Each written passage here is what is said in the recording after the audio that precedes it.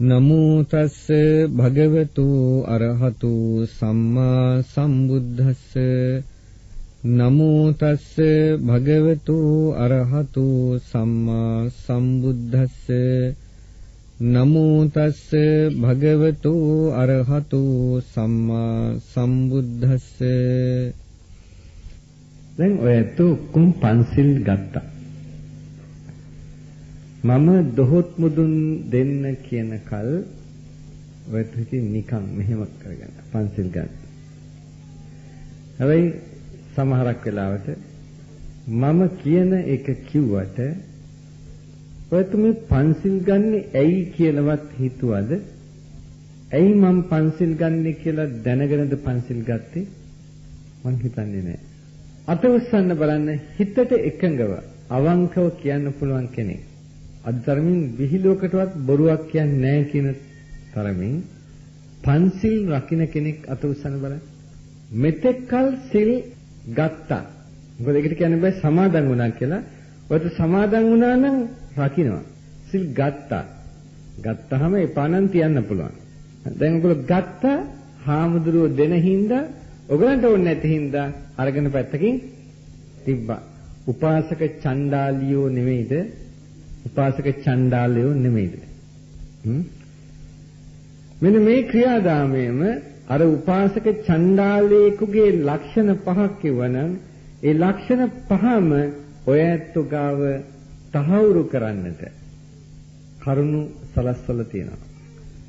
අසද්දෝ හෝති කියලා කිව්වා බුදුහාමුදුරුවන්ගේ දහම බුදුරජාණන් වහන්සේ පිළිබඳව ඔයත්න්ට විශ්වාසයක් නැහැ. අර දැන් බෞද්ධ වශයෙන් පෙනී සිටියට ඔයත් බෞද්ධයන් වශයෙන් පෙනී සිටින්නේ බුදුහාමුදුරුවෝ දේශනා කළේ මොකද්ද කියලා දැනගෙන නෙමෙයි. ඔයත් බෞද්ධයන් වශයෙන් පෙනී සිටින්නේ බුද්ධ ආගම පරම්පරාවෙන් ලබාගත් දායාදයක් හින්දා. දෑවැදක් හින්දා. මේක මග්ගේ ආගම. ඔයගොල්ලෝ බුදුදහම කියන එක දැනගෙන පන්සිල් සමාදන් වුණා නම් බුදුදහම බාරගත්තා නම් බුදුදහම දැනගෙන බුදුදහම බාරගත්තා නම් අනිවාර්යෙන්ම පන්සිල් රකින්න උත්සාහ ගන්න කෙනෙක් වෙනවා. මොකද ඒක නැත්තම් බෞද්ධ කියලා වෙන්නේ නැහැ. ඇයි උපාසකයෙක් කියලා කියන්නේ? කවුද උපාසකයා කියන්නේ? උපාසකයා කියන්නේ බුදුන් දහම් සංඝුන් සරණ ගිය කෙනාටයි. කවුද උපාසකයා කියන්නේ? බුදුන් දහම් සංඝුන් සරණ ගිය කෙනා. එහෙනම් බුදුන් දහම් සංඝුන් සරණ ගිය කෙනා උපාසක නම් උපාසක කියන්නේ ඇයි? උපාසක කියන වචනේ තේරුම මොකද්ද? උපාසනය කරනවා කියන එකයි. උපාසනය කරනවා කියන්නේ ආශ්‍රය කරනවා. right දැන් ඔයගොල්ලෝ බුද්ධිමත් නම් කියන්න ඕනේ. ආශ්‍රය කරන්නේ කවුද? උපාසකයා ආශ්‍රය කරන්නේ කවුද? බුදුන් දහම් සංඝුන්.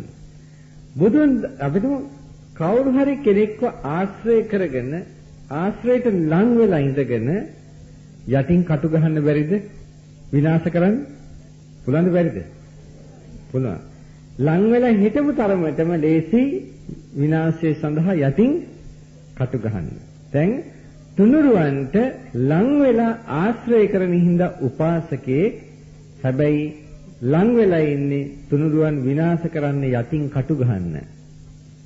ඒකින්ද උපාසක චණ්ඩාලේ උපාසක රෝධියෙක් විතරක් නෙමෙයි උපාසක පතිකිට්ඨෝච පිළිකුල් කර යුතුයි. උපාසක පිළිකුල.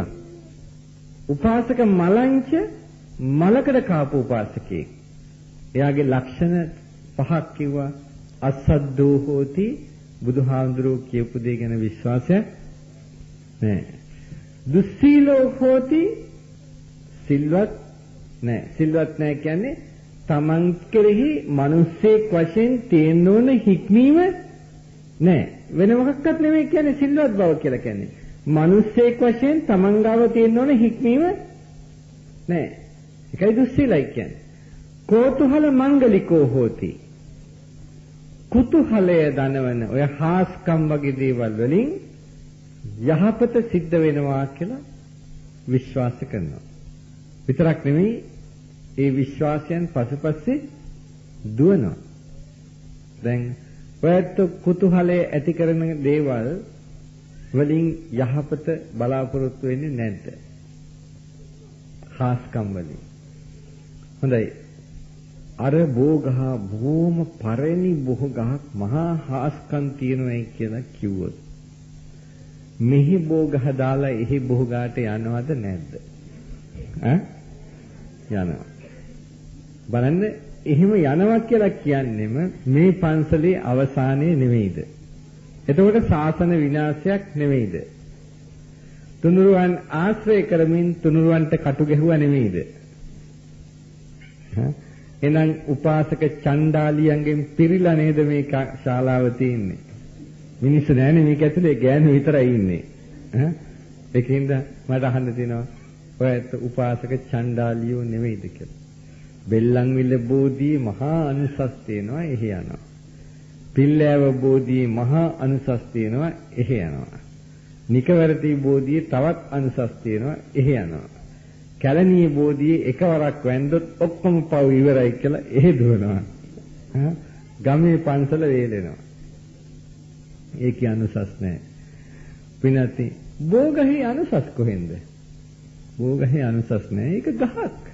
හැබැයි බෝගහ අපි වන්දනීය කොට සලකනවා. ඒයි බුදුරජාණන් වහන්සේට බුද්ධත්වයේ සඳහා සෙවණ දීපු ගහ නිසා. ඇයි බුදු වුණේ ඒ ගහේ සෙවණ ලබාගෙන හින්දා බුදුහාමුදුරගේ බුද්ධත්වයට ආසන්නම සාක්ෂිය මොකද්ද? අනේ බුද්ධත්වයේ සාක්ෂිය. ඒකට ගහ දකින්නකොටම ඒක සාක්ෂි බුදුරජාණන් වහන්සේගේ සම්බුදු බවට. මේක දකින්නකොටම එතකොට අපේ මනසට එන්නේ කවුද? මොකද්ද? බුදුරජාණන් වහන්සේගේ බුද්ධත්වය. නමුත් බෝගහ ඊට ඉස්සෙල්ලා තිබුණ නැද්ද? තිබුණා. වැන්දයි කවුරුත් ගිහිල්ලා නැහැ. එහෙනම් බෝගහට වඳිනවා නෙවෙයි, ඒ වඳින්නේ යම්කිසි හේතුවක් හින්දා බුදුහාඳුරන්ගේ බුද්ධත්වයේ සංකේතවත් කරගෙන නම් එතකොට බෝධීන් ඒ බෝගහට අපි নমස්කාර කරනකොට අපි নমස්කාර කරන්නේ කාට උපහාර දක්වන්නද? බුදුරජාණන් වහන්සේට උපහාර දක්වන්නට. දැන් හොඳටම දන්නවා බෝධිය තියෙන්නේ බුදුරජාණන් වහන්සේගේ සම්මා සම්බුදු බවට උපහාර දක්වන්නයි. හැබැයි දැන් ඔය ඇත්තන්ට ඔයතෙන් කාට හරි බබාලා නැහැ. ඉතින් එයාගේ අම්මා ගිහිල්ලා අපි දුමු කාන්ති දුවට කියලා. කාන්ති දුවට බබාලා නැහැ. ඉතින් මේක කියන මේ ග්‍රහ අපලයක් තියෙනවා. මේ ග්‍රහ අපලෙ හින්දා ළමයි හම්බ වෙන්නේ නැහැ කියලා. දැන් කාන්ති දුවගේ ග්‍රහ අපලේ දුරු වේවා කියලා පෝගහේ කොඩියක් එල්ලනවා. ඉතින් බබෙක් හම්බ වෙන්නේ කියලා කොඩිය එල්ලන්න බෑනේ. ඒකින්ද ග්‍රහ අපල දුරු වේවා කියලා කොඩිය එල්ලනවා. ඒත් දැන් කොඩිය එල්ලනකොට අර අම්මගේ මනසට කාවද මතක් වෙන්නේ? කාන්ති දුව. මොකද කොඩිය ලියලා තියෙන්නේ කාන්ති දුව. දැන් එතකොට බෝගහයට බුදු වෙලා තියෙන්නේ කවුද? ඒතකොට එකපාරටම සිහි වෙන්නේ කාන්ති දුව.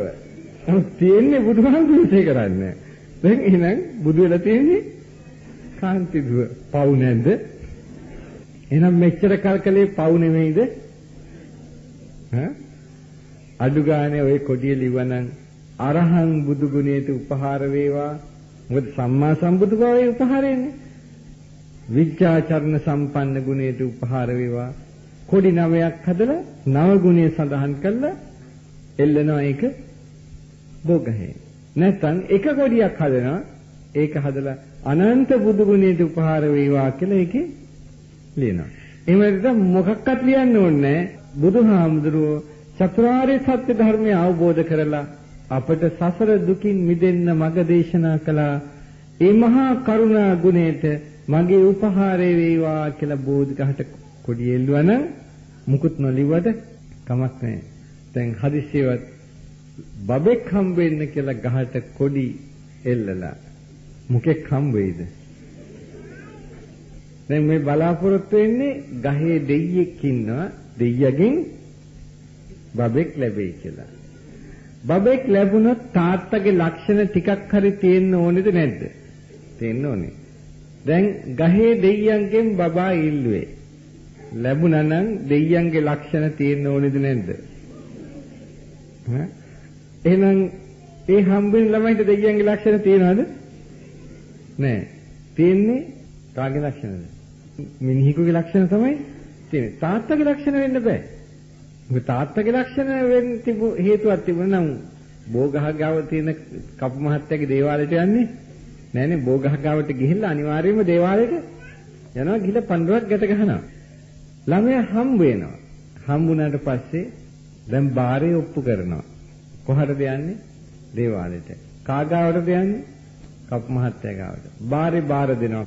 ඇයි? බබෙක් ලැබුණ හින්දා. තමයි මේ දරුවන්ට උනත් තේරෙනවා. බබෙක් ලැබුණ හින්දා බාරේ කපු මහත්තයාට බාර දෙනවා නම් බබාගේ තාත්තා කවුද? බබාගේ තාත්තා කපු මහත්තයා. හැබැයි ඉතින් කපු මහත්තයා නෙමෙයි බවත් හොඳටම දන්නවා. එහෙනම් කොහොමද ළමයා හම්බුනේ? පින්වත් මේ ඔය බබාලා හම්බෙන්නකොට හම්බෙන්නේ නැත්තම් වැඩි හිටියෝ කියනවා බබෙක් අරන් හදන්න කියලා නේද? මේ බබෙක් අරන් හදනකොට දරු සෙනෙහස වැඩෙනවා. දරුවෝ නලවනකොට, තුරුල් කරගන්නකොට, කවන පොනකොට, නාවනකොට ඒ දරු සෙනෙහස වැඩෙනවා. ඒ මානසිකත්වයේ ශාරීරික දරුවන් ලැබීමට හේතු වන හෝමෝන ක්‍රියාකාරීත්වය වර්ධනය කරනවා. සමහරට හෝමෝන දුර්වලත්වයක් හින්දා දරුවෝ ලැබෙන්නේ නෑ බොහෝ විටම. ඒ එක හේතුවක් හෝමෝන දුර්වලත්වයෙන් හින්දා දරුවෝ ලැබෙන්නේ නැති. එතකොට එහෙම අවස්ථාවකදී හෝමෝන ශක්තිමත් වීමෙන් දරුවෙක් ලැබෙනවා. ඉතින් ඒක තමයි ওই ගහක් යට යද්දත්, ගලක් යට යද්දත්, දේවාලවල යද්දත් මොන දේවල් කරත් දවස් ගණන් අපිටම මාස ගණන් යාඥා කරනකොට සිද්ධ වෙන්නේ මොකද්ද? දරුවා කියන මානසිකත්වය වැඩෙනවා. වැඩෙනකොට අර හෝමෝන වල ක්‍රියාකාරීත්වයක් වර්ධනය වීමෙන් දරුවෙක් ලැබෙන්න පුළුවන්. යැදීම හින්දා වුණා නෙමෙයි අර මානසිකත්වයේ වර්ධනය වෙලා. හැබැයි මෝඩ තාලෙට යද්ද හින්දා ලැබෙන ළමයා මොකද වෙන්නේ? මෝඩෙක් වෙනවා. අද ඒක තමයි මේ අපිට වෙලා තියෙන්නේ. මෝඩ කොල්ල කෙල්ල ටිකක් බී වෙලා මුළු සමාජයේම වැළසෙලා යනවා. ඒක හොඳට පේනවා දැන්. මම තව ටිකෙන් පෙන්නන්නම් ඔයගොල්ලෝ මේ මෝඩකම මොනවද කියලා. හොඳයි. දැන් මේ විදිහට අපිට හොඳටම පැහැදිලි මේ නැත්තන්ගේ මෝඩකම් නිසා මෙහෙම වෙනවා. හැබැයි දැන් අම්මා තාත්තත් දන්නවා ටික දවසක් යනකොට මේගොල්ලෝ මෝඩයි කියලා. ඉතින් මේ මෝඩ වැඩ කරපු හින්දාම අම්මා තාත්තා දන්නෙත් නෑ අම්මා තාත්තා කියන්නේ කවුද කියලා. දරු සෙනෙහස කියන එක ගැනත් ඒ තරම් හැඟීමක් නෑ. ඊට පස්සේ අම්මා හිතනවා වැඩිකල් කිරි දුන්නොත් මාව සවුත්තු වෙලා යයි. මොකද මගේ ඇඟේ තියෙන ලේ ටික නෙමෙයි කිරි වෙලා යන්නේ. ලේ අඩු වෙච්චාම මට හරි ප්‍රශ්නයක් වෙයි, මාව කෙට්ටු වෙයි, මාව දුර්වල වෙයි. ඉතින් මොකද මාව අවලස්සන වෙයි විශේෂයෙන්ම. එතකොට කිරි ටික දෙන එක අඩු කරනවා. මාස කීයක් දෙනවද? මාස 3යි. නැත්නම් 2යි සමහර වෙලාවට එච්චර හම්බ වෙන්නේ නැහැ. එතන සාමාන්‍යයෙන් ළමයෙකුට මව් කිරි දෙන්න ඕනේ අවුරුද්දක්වත්. වෛද්‍යවරු කියන්නේ අද අවුරුද්දක්වත් දෙන්න ඕනේ. අඩුම ගණනේ 6 මාසයක්වත් දෙන්නට ඕනේ කියලා. මොකද හේතුව මව් කිරි වල තියෙනවා කොලෙස්ටරෝල් කියලා රසායනික පදාර්ථයක්. ඒක තියෙන්නේ මිනිස් අම්මාගේ කිරිවල විතරයි. මේ පුංචි දරු පැටවුන්ගේ මොළේ සෛල වර්ධනයට ඒක බලපානවා. දැන් කොලෙස්ටරෝල් ලැබෙන්නේ නැති වෙනවා නියම කාලයක් දරුවට මව් කිරි ලැබුණ නැත්නම්. ඊගාවට ලැබෙන්නේ මොනවද? මව් කිරි වෙනුවට ගොන් කිරි. දැන් ඔයත් දැකලා ඇති. දැන්වීම තියෙනවා. මේක තියෙනවා අම්මගේ ආදරේ වගේ තාත්තගේ ශක්තිය වගේ දැක්කද තියෙනවා නේද? එතකොට දැන් අම්මගේ ආදරේ වගේ මොන කිරිද? ගොන් කිරි. එහෙනම් අම්මා මොන වගේද? අම්මා මොන වගේද? අම්මා එළදෙනෙක් වගේ. තාත්තගේ ශක්තිය වගේ ගොන් කිරි. තාත්තා මොන වගේද? දැන් ගොන් තාලෙට ශක්තිය ආවොත් මුම් මොනව නොකර හරිද? බලන්න අර කිරි වෙලෙන්දෝ අම්මට තාත්තට කරපු නින්දාව. ඇත්තටම අමු බොරුවක් කියන්නේ. අද විද්‍යාඥයෝම කියනවා සම්පූර්ණයෙන්ම මව්කිරි වලින් ලැබෙන ඕජාව ඒ අවශ්‍ය පදාර්ථ කිසි විදිහකින් ওই පිටිකිරි වලින් ලැබෙන්නේ නෑ. මොන විදිහකින්වත් ඒක ගන්න බෑ. අපි ඇත්තෝ අර ජාවාරම්කාරයෝ ටික රූපවාහිනී කියපුවම රේඩියෝ එකේ කියපුවම පත්තරේ කියපුවම හරියට හරි මේක තමයි නියම. මගේ කිරි වලට වැඩිය ඒක හොඳයි. එන් දුන්නා. අන්තිමට දැන් ඇත්තටම පේනවා විභාගයක් එහෙම කිට්ටු වෙලා ලොකු විභාගයක් කරන්න යනකොට එහෙම මේක නම් විභාගේ පාස් වෙන එකක් නෑ ගොන් වැඩ තමයි කරන්නේ කියලා. අම්මා බය වෙනවා. ඒකට අම්මට ඕනේ කොහොම හරි කොල්ලගේ හරි කෙල්ලගේ හරි විභාගේ පාස් කරවන්න. දැන් යනවා දෙයියන්ගෙන් පිහිට ඉල්ලගෙන. කොයි දෙයියෝ ගාවටද යන්නේ? නුවණ දෙන දෙයියෝ? ඝන දෙයියෝ. ඝන දෙයියන් තියෙන්නේ මොන ඔළුවක්ද? අලි ඔළුවක් තියෙනවා. දැන් ළමයාට ගොම් මොලයක් තියෙනවා දෙයියන්ට අලි ඔළුව තියෙනවා. දැන් අම්මා ගිහිල්ලා ගොම් මොලයක් තියෙන ළමයාට අලි ඔළුවක් තියෙන දෙයියන්ගෙන් ආශිර්වාද ලබා දෙනකොට දන්නේම නැතුව ළමයා ගොන් අලියෙක් බවට පත් වෙනවා.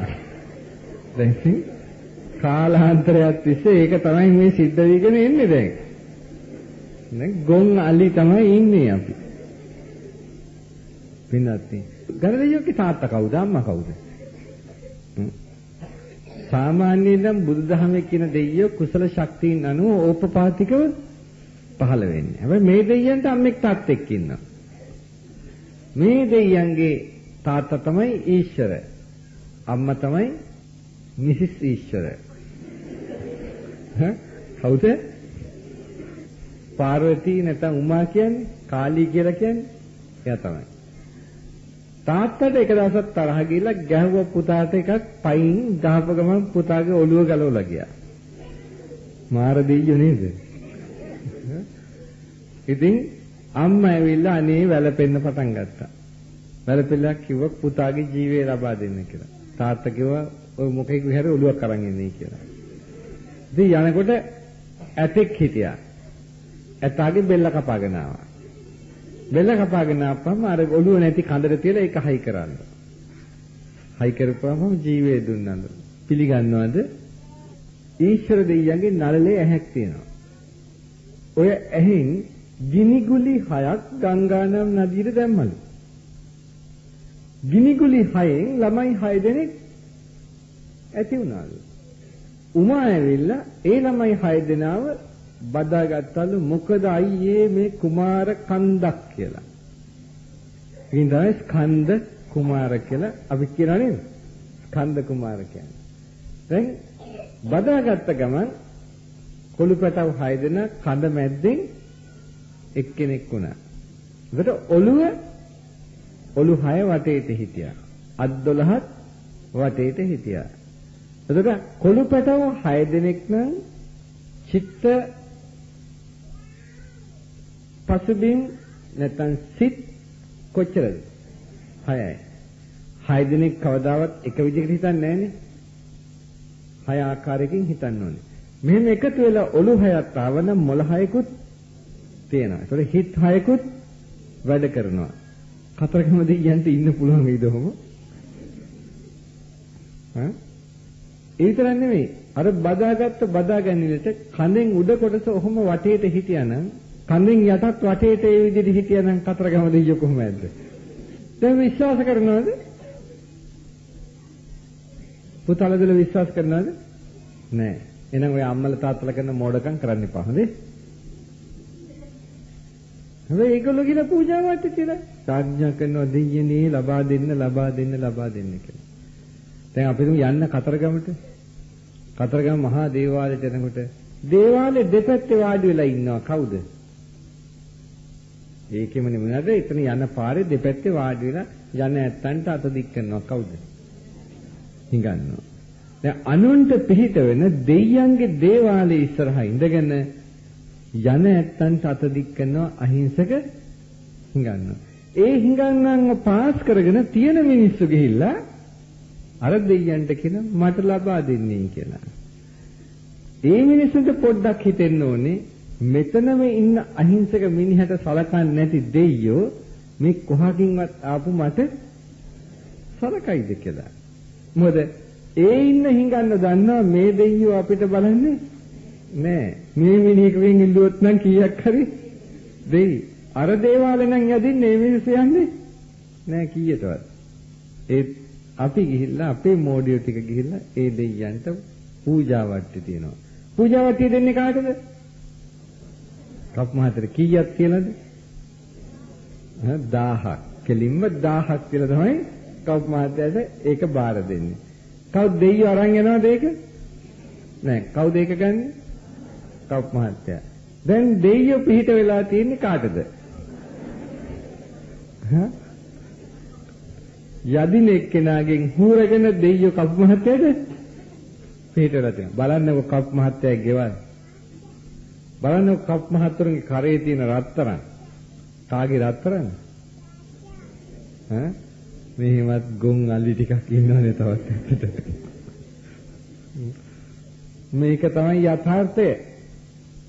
ඒකයි බුදුහාමුදුර කිව්වේ ඔය හාස්කම් වලින් බලාපොරොත්තු වෙන්න එපා, රැවටීමක්ම තමයි සිද්ධ වෙන්නේ.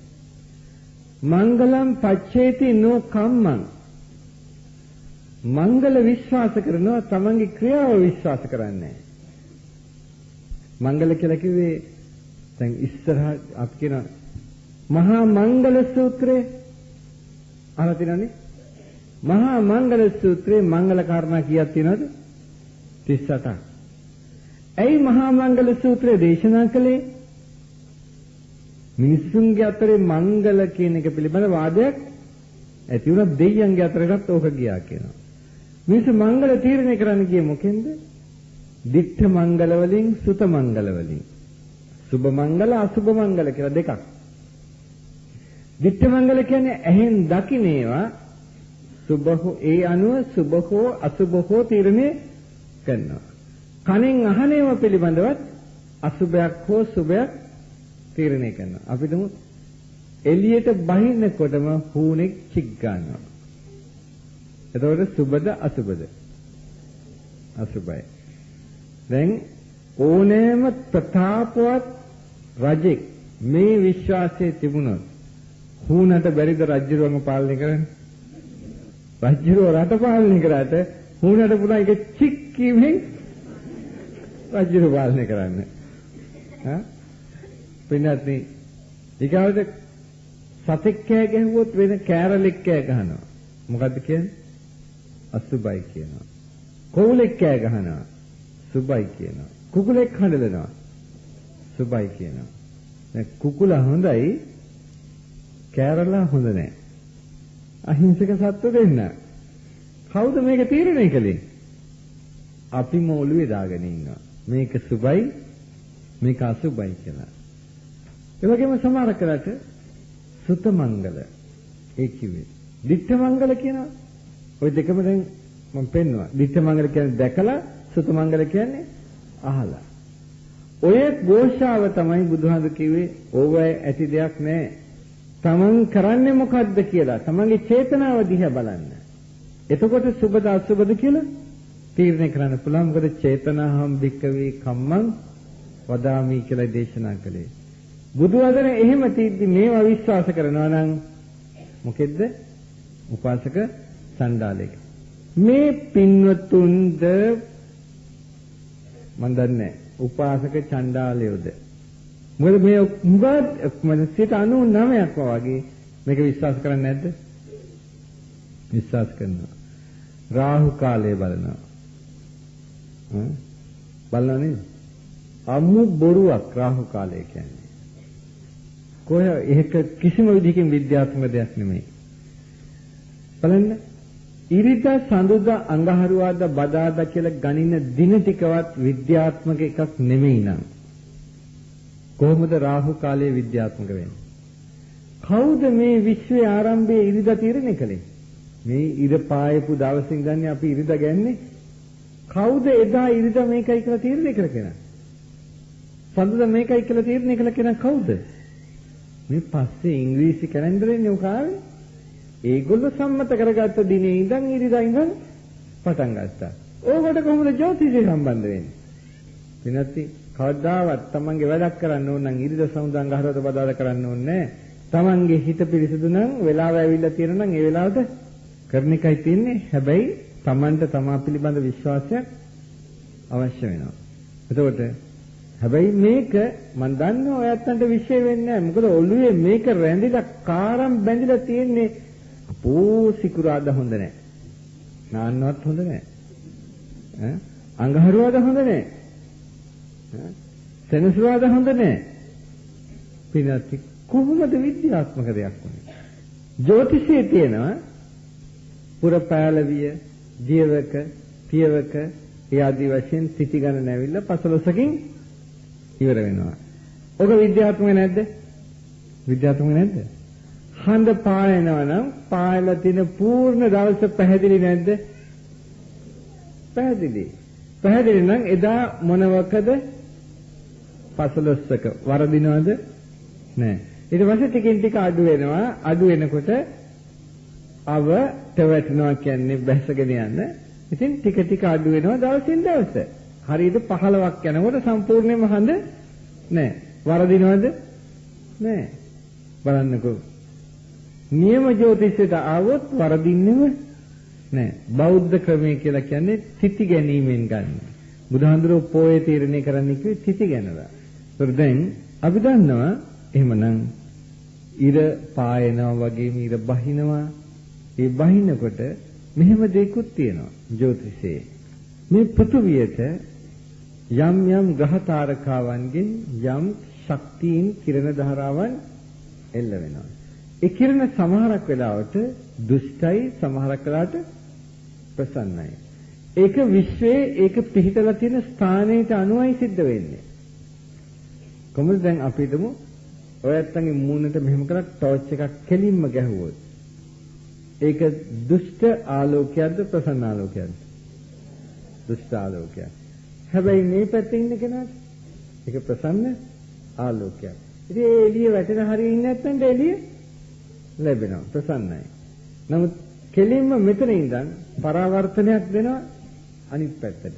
ඒකින්ද පරාවර්තනයේ එළියක් දුෂ්ට නැද්ද? දුෂ්ටයි.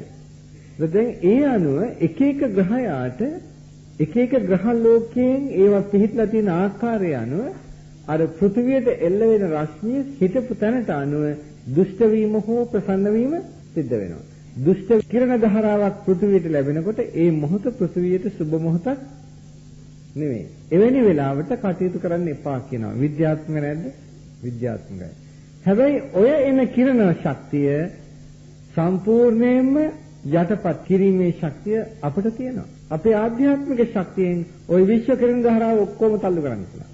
පංචිල් ටික රකින්න. පංචිල් ටික රකින්න කෙනෙක් ඕන වෙලාවක පටන් ගන්න ඕනෑම වැඩක් හරියනවා කිසි ප්‍රශ්නයක් නැතුව. හැබැයි කල යුතු වෙලාවට නුවණින් සලකලා පටන් ගන්නවා. මොකද එයාගේ තියෙනවා ශරීරයේ නික්මන රශ්මි ධාරාවක් ශරීරයේ ප්‍රතාපවත් බවක් තියෙනවා. අර විශ්ව කිරණ ධාරාව දුෂ්ට කිරණ ධාරාවක් නම් දුෂ්ට ශක්තියක් නම් ඒක විනාශ කළා දාන්න. එයා ඉන්න තැන එයා කරන වැඩේට අරක බලපාන්නේ නැහැ. ඒකින්ද බෞද්ධයෙකුට නැකත් බල ඉන්න උවමනාවක් නැහැ. නමුත් නැකත් වල අසත්‍ය සත්‍යයක් නැත්තේ නෑ මේ સિદ્ધාන්තයේ අනුව. මේ නැකත් නැහැ කියලා බෞද්ධය නිකන් ඉන්න ඕනේ නෑ. බෞද්ධයෙක් නම් කරන්න තියෙන වෙලාවට කරන්න තියෙන වැඩේ කරන එකයි තියෙන්නේ. ඉතින් දැන් බලන්න හොඳ සුබ වෙලාවල් බලලා ග්‍රහ යෝග තෝරලා අනේ කසාද බඳිනවා. කසාද බඳලා මාසයක් ඉන්නේ නැහැ. නැකත විපාක වශයෙන්ම කසාදෙත් කැඩෙනවා.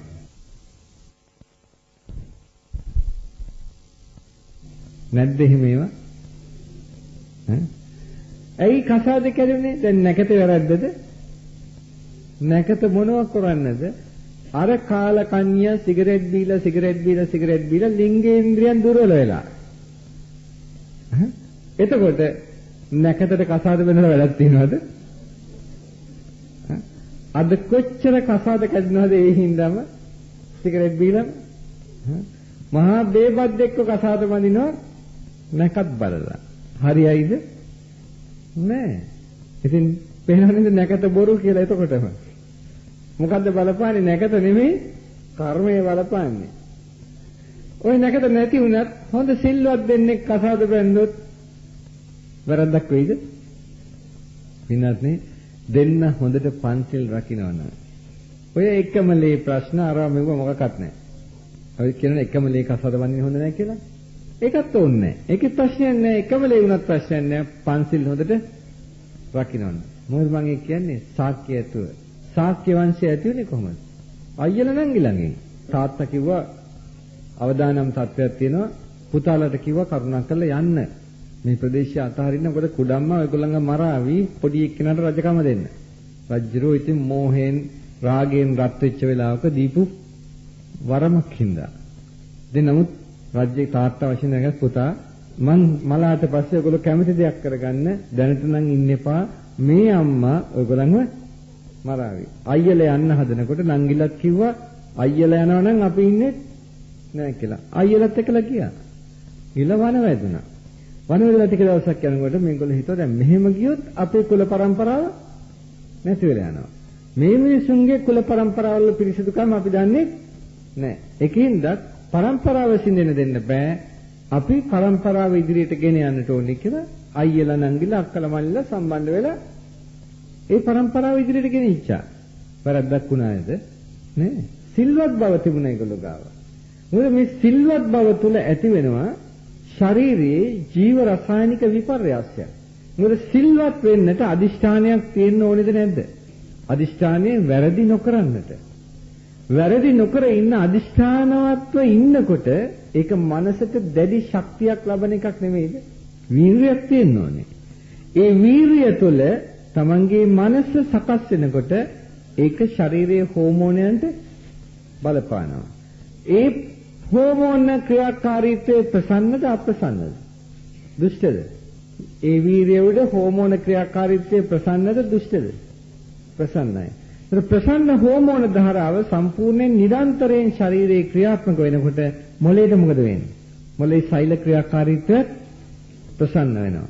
එතකොට බුද්ධි වර්ධනය සිද්ධ වෙනවා. ඒ වගේම ශරීරයේ සම්පූර්ණයෙන්ම ජීව රසායනික ක්‍රියාවලිය හොඳට පැහැපත් නිරෝගී තත්වයකට ඇති වෙනවා. කොහොම වුණත් නිරෝගී ස්ත්‍රියක් නිරෝගී පිරිමියෙක් එක්කලා සම්බන්ධ වෙච්චාම නිරෝගී પરම්පරාවක් ඇති වෙන්නේ නැද්ද? ඒකයි ධර්මපාල ජාතකයේදී ධර්මපාල කුමාරයා මේ වගේ කුමාරයෙක් කියමු. ධර්මපාල කුමාරයාත් එක්ක හිටපු අනිත් කුමාරයා මලහම ධර්මපාල කුමාරයාට hina ගියා. ඉතින් එයාක මන් දැකලා නෑ අපේ නම් මෙහෙම බාල කාලේ මැරෙනවා කියලා. ගුරුවරයා හිතුවා ඇයි ඒකට හේතුව කියලා බලා ගන්න ඕනේ කියලා. ඉතින් ගුරුවරයා හරක් අට ටිකක් හරි එළුවර ටිකක් පොඩි බැනගෙන ගියා තාත්තා ගාවට ගිහිලා කිව්වා අනේ මේ පුතා පරලෝ සැපත් වෙන බොහොම කනගාටුදායක ආරංචියක් කියලා. අර තාත්තා hina වුණා. ඒ තාත්තා කිව්වා මගේ පුතා මැරෙන්න විදිහක් නෑ කියලා. මේ බලන්නකෝ ඇට ටික මම මේ ගෙනාවේ පෙන්නන්න කියලා. ඒක තාත්තා මොකද කිව්වේ? ඕවා මේ එළුවෙකුගේ නැත්තම් හරෙකුගේ ඇට වෙන්නද කියලා පැත්තකට විසි කරන්න එක මගේ පුතා මැරෙන්න විදිහක් නෑ කියලා. ඒ තාත්තට එච්චරට විශ්වාසයි තමන්ගේ පරපුරේ ඇත්තෝ අඩු ආයුෂෙන් මැරෙන්නේ නෑ කියලා. හේතුව ඇහුවා. මගේ පරපුරේ ඇත්තෝ දස කුසලයේ හිසිරෙන අය නෙමෙයි. ඒ කියන්නේ වෙනත් විදිහකින් කියනවා තෙරුවන් සරණ ගිහින් පන්සිල් රකින්න අය. තෙරුවන් සරණ නොගියත් පන්සිල් රකින්න අය කර්මඵල විශ්වාසයක් ඇතුව. එතකොට එහෙමනම් දස කුසලයේ හැසිරෙන මගේ પરම්පරාවේ ඇත්තෝ අඩු ආයුෂෙන් මැරෙන්නේ නෑ. මගේ પરම්පරාවේ මගේ කුල પરම්පරාවේ කාන්තාවෝ විශේෂයෙන් දස කුසලයේ හැසිරෙන අය නිසා ඒ ඇත්තන්ට උපදින දරුවෝ බොහොම රූප සම්පන්නයි. බොහොම තේජවන්තයි. බොහෝ කල් ජීවත් වෙනවා. ප්‍රඥා සම්පන්නයි. එතකොට අනුන් ගැන නෙමෙයි කිව්වේ අනුන්ගේ પરම්පරාව ගැනත් නෙමෙයි කිව්වේ එයාට විශ්වාසය තිබුණේ තමන්ගේ પરම්පරාව ගැන. මගේ પરම්පරාවේ ඇත්ත මෙහෙම නිසා මෙන්න මෙහෙමයි මගේ પરම්පරාවේ දරුවෝ කියලා. ඔයගොල්ලන්ගේ પરම්පරාවේ කොහොමද? එහෙනම් ඒ කියන්නේ දුස්සීලින්දයි ඒ தත්ත්වයට ඇතුළත් වෙන. ඔయిత වඩා භයානකයි ඉස්සරහට. දැන් නිරන්තරයෙන්ම ඔයගොල්ලන්ගේ මනස දුස්සීලත්වයෙන් කිලුට වෙනවා. දැන් මේ මෙහිම ඇවිල්ලා මේ මොහොතේ වාඩිලා හිටියට අනිත් හැම වෙලාවෙම මේ දරුපටවුන්ගේ පවා නිරතුරුවම මනස දුෂ්ටයි. රැට නිින්දට යන්නේ දුෂ්ට වෙච්ච මානසිකත්වයක් දරාගෙන. එළි වෙනකල්ම නැගිටිනකල් ඒක බලපානවා. බලන්න මෙහෙම. ඔයත්තන්ගේ ගෙවල් වල රැට අඩු ගන්න හරි හම්බ කරනවා මිනිස්සු. හරි හම්බ කරන්නේ මොකටද? දුක් මහන්සියලා ජීවත් වෙනවා කියන්නේ කන්න අඳින්න. ඒකෙන් ප්‍රධාන වෙන්නේ කෑම. එතකොට පවුලක අම්මා තාත්තා හරි හම්බ කරලා පවුලක ළමයි ඉන්න. ඒ හරි හම්බ කිරීමේ කෑම බීමේ තෘප්තියක් ලබන්නට නම් පවුලේ ඇත්තෝ එකට එකතු වෙලා සතුටින් ඒ කටයුත්ත කළ යුතුයිද නැද්ද?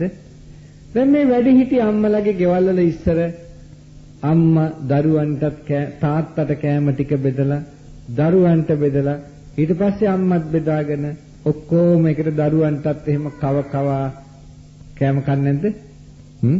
කෑම කනවා. වින්දනයක් සතුටක් නැද්ද? දැන් ඒ විදිහට එකට එකතු වෙලා කෑම කනයත් අත උස්සන්න බලන්න ගෙවල් වල. පවුලේ ඔක්කොම එකට එකතු වෙලා එකට කෑම කනවා. දැන් බලන්න වටපිට මම දන්නවා මේකම තමයි එළිය ප්‍රතිඵලයක්. ඔයත්තුම හිතන අත උස්සපු නැති අය හැම කෙනෙක්ම දැනගන්න. ඔය ඇත්ත වගේ මුස්පේන්තු කාලා කන්නි જાතියක් තවත් නැහැ කියලා. දන්නවද? මොකද ඔය ඇත්ත කෑම පිඟාන අරගෙන ගිහිල්ලා වාඩි වෙන්නේ කොහෙද දැන්? ටීවී එක ගාව. ඔය ටීවී එක ගාව වාඩි වෙනවා කියන එක හොඳ එකක් නෙවෙයි. කෑම ටික විශේෂයෙන්ම කෑම ටික අතට අරගෙන. කෑම පිඟාන ඕනේ නෑ. හොඳ රස කෑමක් ගැන ඇහුවොත් කටට කෙලවුණන්නේ නැද්ද? ඒ රස කෑම ටික දැක්කොත් ඊට වඩා කෙලවුණන්නේ නැද්ද? සුවඳ දැනුණොත් කෙලවුණා. ඔයගොල්ලෝ ව්‍යංජනයක් එහෙම හදනකොට හොඳට 3-5 දාලා සුවඳ ගහන්න ව්‍යංජනේ හදන්නේ නැද්ද? කුරුඳු එහෙම දාලා හදනවා. ඒක හදනකොටම මේකේ රසය මේකයි කියලා දැනෙන්නේ නැද්ද? ඔය අම්මලා කී දෙනෙකුට ඇතිලිය හරි මොකක් හරි ලිපේ තියෙනකොටම කටට කෙලවුණා නැද්ද? ඒකේ රසය Tamanට දැනෙනවා. මේක ඇත්තෙන්ම පෙරේතකම නෙමෙයිද? ඒ වුණාට ඒ පෙරේතකමත් අවශ්‍යයි. ඔය පෙරේතකම නැත්තම් කණේකේ වැඩකුත් නෑ. මොකද හේතුව හාමුදුරුවෝ නෙමෙයිනේ. දැන් ගිහියෝ රසට තමයි කන්න බලාපොරොත්තුව. ඒක තමයි දුක් මහන්සියලා හම්බ කරන එකේ තේරුම. හැබැයි දැන් ඔය ඇත්තන්ට එහෙම කෑමක් නෑ. බලන්න කෑම ටික කෑම පිඟාන අතර ගත්තාම Taman හදාගත්ත දේ, gedara සුවඳ ගගහ උයපු හොද්ද, ඔය ටික දන්නවා සුවඳත් වැඩිලා තියෙනවා. මේක අතට ගන්නකොට මේ ඔක්කොම පිඟානේ තියෙනවා. මේවා දැක්කහම කටට කෙලුණා නැද්ද? දැන් ඒවා එකට අරගෙන දාලා අනනවා කන සංඥාවෙන්. එතකොටත් කෙල උනනවා. දැන් මේක අරගෙන අනලා කට ඇතුළට දාලා හපනවා. හපනකොට අර කෙලත් එක්කලා මිශ්‍ර වෙමින් ඒක කැටියක් බවට පත් වෙනවා. ඒ කෙලත් එක්කලා මිශ්‍ර වෙලා මේක කුඩු වෙලා කෑලි වලට කැඩිලා හැපෙනකොට ඒකේ රසය ඔක්කොම දිවට දැනෙනවා. දිවට දැනෙච්ච ගමන් දිවෙන් යවනවා මොළයට සංඥාව, රස සංඥාව. යවනකොට ඒ සංඥාව බඩට දෙනවා. කොහොමද දෙන්නේ? ඔන්න දැන් කුට්ටියක් එනවා උඹට ලෑස්ති වෙයම් මේක අඹරන්න. ඒකේ අඹරීමක් සිද්ධ වෙන්නේ. ඒ අඹරන්නට දැන් ඒක ලෑස්ති වෙනවා. මොකද අර සංඥාවත් එක්කලම ඊගාවට එතනත් ජීර්ණ යුෂ ක්‍රියාත්මක වෙනවා. අර ආහාරයට ලැබෙනවා. ඒවත් එක්කලා එතන ක්‍රියාත්මක වෙනවා.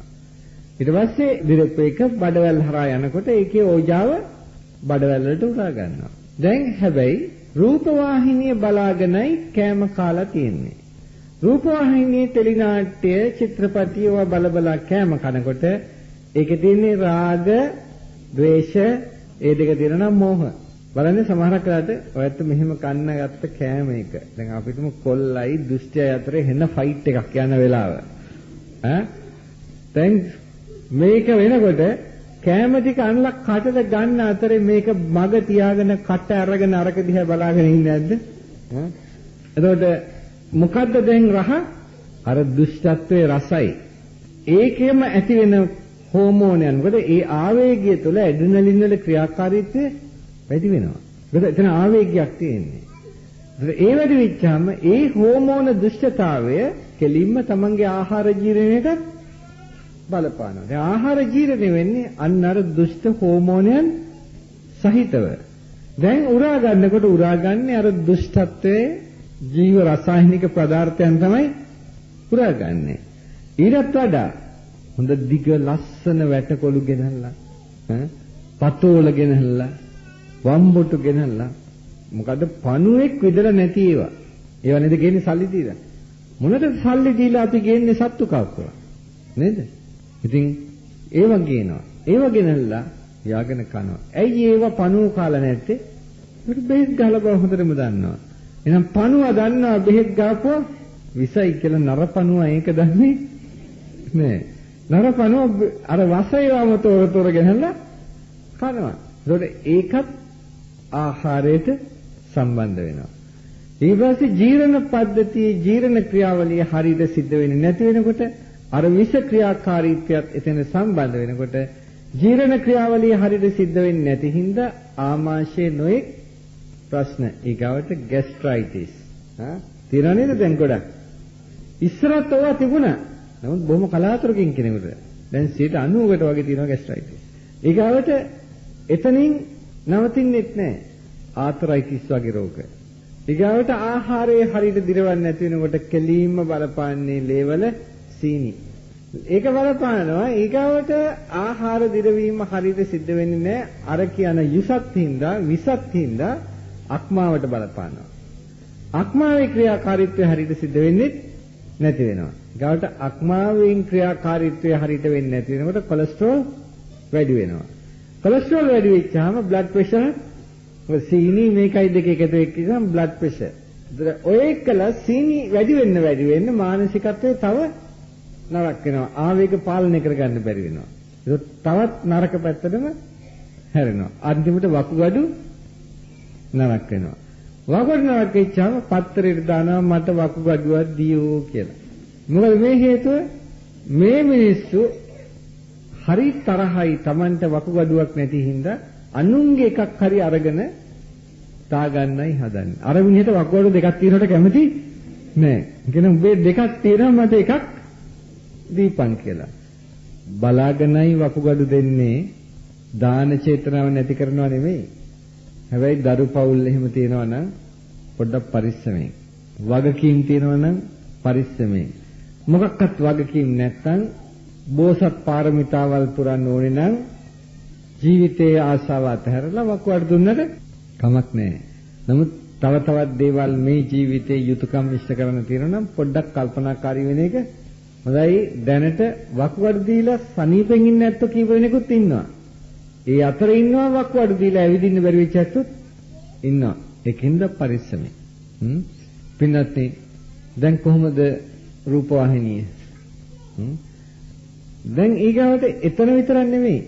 මේ පැටව ටික ඔක්කොම මානසික රෝගීන් දැන් මෙහෙම හිටියට මේ දුවලා මේ පුතාලා තාම දොස්තර මහත්තයා ගාවට යන්න උවමනාවක් උනේ නෑ යන්න ඒත් ඔය පුතාලා ඔය දුවලා හැමදාම කාටුන් බලනවා නම් එහෙනම් ඔක්කොම මානසික රෝගීන් පිස්සු දැන් අප බැලුවොත් මෙන්න මේගලන්ට කියන්න බැරි නේද මේ ළමයින්ගෙන් කී දෙනෙක් ඉන්නවද අම්මා තාත්තා මොනවා හරි කිව්වොත් ඒගොල්ලෝ ඒකට කැමති නැත්තම් අඩි පොළවේ ගහලා යටි ගිරියෙන් කෑක් ගහලා දඟලලා පෙරලලා තියෙන ඒවා විනාශ කරලා එහාට මෙහාට දාලා කඩලා තමන්ගේ ආවේගය එළියට දෙන ළමයි නැද්ද? ඔයත්තන්ගේ ළමයි ඒව කරන්නේ නැද්ද? ඒ කරනවා නම් දැනගන්න කාටුන් බලලා රූපවාහිනියේ ෆයිට් බලලා තමයි ළමයාට ඒක වෙලා තියෙන්නේ. මොකද ඒ තුල තමන්ගේ ශරීරයේ ඇතිවන හෝමෝන ක්‍රියාවලිය පැය භාගයක් එක දිගටම මොළයට එන්න ගත්තාම මොකද ලේ වලට පම්ප කරන්නේ ලේ ධාතුව මොළයට ලැබෙන්නේ නැත්නම් මැරෙනවා. ලේ ධාතුව මොළයට ලැබෙනකොට අර දුෂ්ට හෝමෝනයන් එක්කලා මොළේ සෛලවලට ඒක බලපානවා. බලාගෙන ඉන්නකොට දවස පුරාම මේ වගේ දේවල් දවස් වැඩි කොටසක් බුද්ධියට මොකද වෙන්නේ? බුද්ධිය හීන වෙනවා. බුද්ධිය හීන වෙන හින්දා තමයි බුදුහාඳුර දේශනා කරේ නිතර නෘත්‍ය ශාලාචරණය භෝග විනාශයේ දොරටුවක් කියලා. නිතර නෘත්‍ය ශාලාචරණය කියලා මිසක් නෘත්‍ය ශාලා බල එපා කිව්වේ නෑ. ඉඳලා හිටලා චිත්‍රපටියක් බලන එක එපා කිව්වේ නෑ. මේක නිතර කරන්න ගියොත් නිතර සිද්ධ වෙන අර ඇඟේ ජීව රසායනික ක්‍රියාදාරිනී දුෂ්ට භාවයේ හේතුවෙන් සිතීමේ ශක්තිය දුර්වල වෙලා මන්ද බුද්ධිකෙක් වෙලා තමන්ගේ ජීවිතය තමන්ටම පාලනය කරගන්න බැරි තත්ත්වයකට තමන් වැඩිච්චාම මොන විදිහේ සැපයක්වත් ලබන්න හම්බෙන්නේ නෑ. දැන් අපි හිතමු පුතාගේ අම්මයි තාත්තයි. ඔය පුතාලගේ. ඔය පුතාලා දෙන්නගේ අම්මයි තාත්තයි හරි පෝසත්. හරි ප්‍රසිද්ධයි. ඒ වුණාට ඔය දෙන්නට හරියට කල්පනා කරලා වැඩ කරන්න බෑ. ඉගෙන ගන්නෙත් නෑ. ඒවට ආසාවකුත් නෑ. මොකද බුද්ධිය නැති වෙලා. ඔයගොල්ලෝ ආසයි රූපවාහිනී බල බල යාළුවොත් එක්ක කතා කර කර ඒ වගේ ඉන්න සෙල්ලම් කර කර ඉන්න. අම්මගේ තාත්තගේ සල්ලි වැඩක් වෙයිද? නෑ. අම්මගේ තාත්තගේ ප්‍රසිද්ධිය වැඩක් වෙයිද? නෑ. හැබැයි ඔය ඇත්තන්ගේ අම්මා තාත්තලා හරි දුප්පත්. යන්තම් උගන්න ගන්න ශක්තියක් තියෙනවා. ඔයගොල්ලෝ බුද්ධිමත්. මහන්සියලා ඉගෙන ගන්නවා. ඒ තරම් මහා සැප නෑ. ප්‍රසිද්ධත් නෑ අම්මයි තාත්තයි.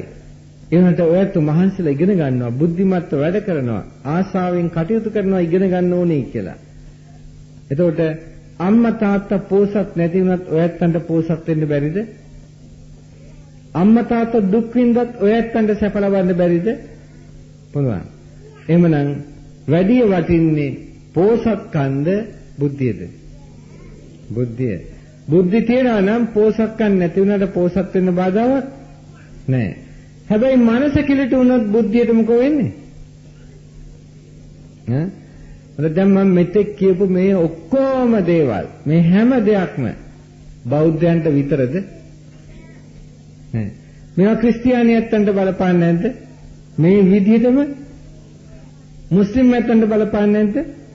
බලපානවා. ආගමේ ප්‍රශ්නයක් නෑ, ජාතියේ ප්‍රශ්නයක් නෑ. මේවා කරන්නේ මිනිස්සු නම් මේ මිනිස්සු ඔක්කොටම මේ කියපු දේ යථාර්ථයයි. එhmenan දැනගන්න මේ දහම බුදුහාමුදුරුවෝ කිව්වේ මේ බෞද්ධයන්ට තියෙන එකක් කියලා නෙමෙයි. බුද්ධහම දේශනා කළේ මේ ධම්ම පඤ්ඤවතෝ අයං ධම්මෝ. මේක ප්‍රඥාවන්තයන්ට තියෙන ධමයක්. ආගම මොකක් හෝ වේවා, ජාතිය මොකක් හෝ වේවා, රටවල් මොනවා හරි වේවා, මේක ඇත්තන්ගේ අතරේ ප්‍රඥාවන්තයෝ ඉන්නවනම් අන්නේ ප්‍රඥාවන්තයන්ටයි මේ ධම නායන් ධම්මෝ දුප්පඤ්ඤස්ස. මේක දුෂ්ටාඥයන් කියන මෝඩයන්ට තියෙන ආගමක් නෙමෙයි. එතකොට මේ පැත්තේ ක්‍රිස්තියානිකරණය තියනවද? තියනවද?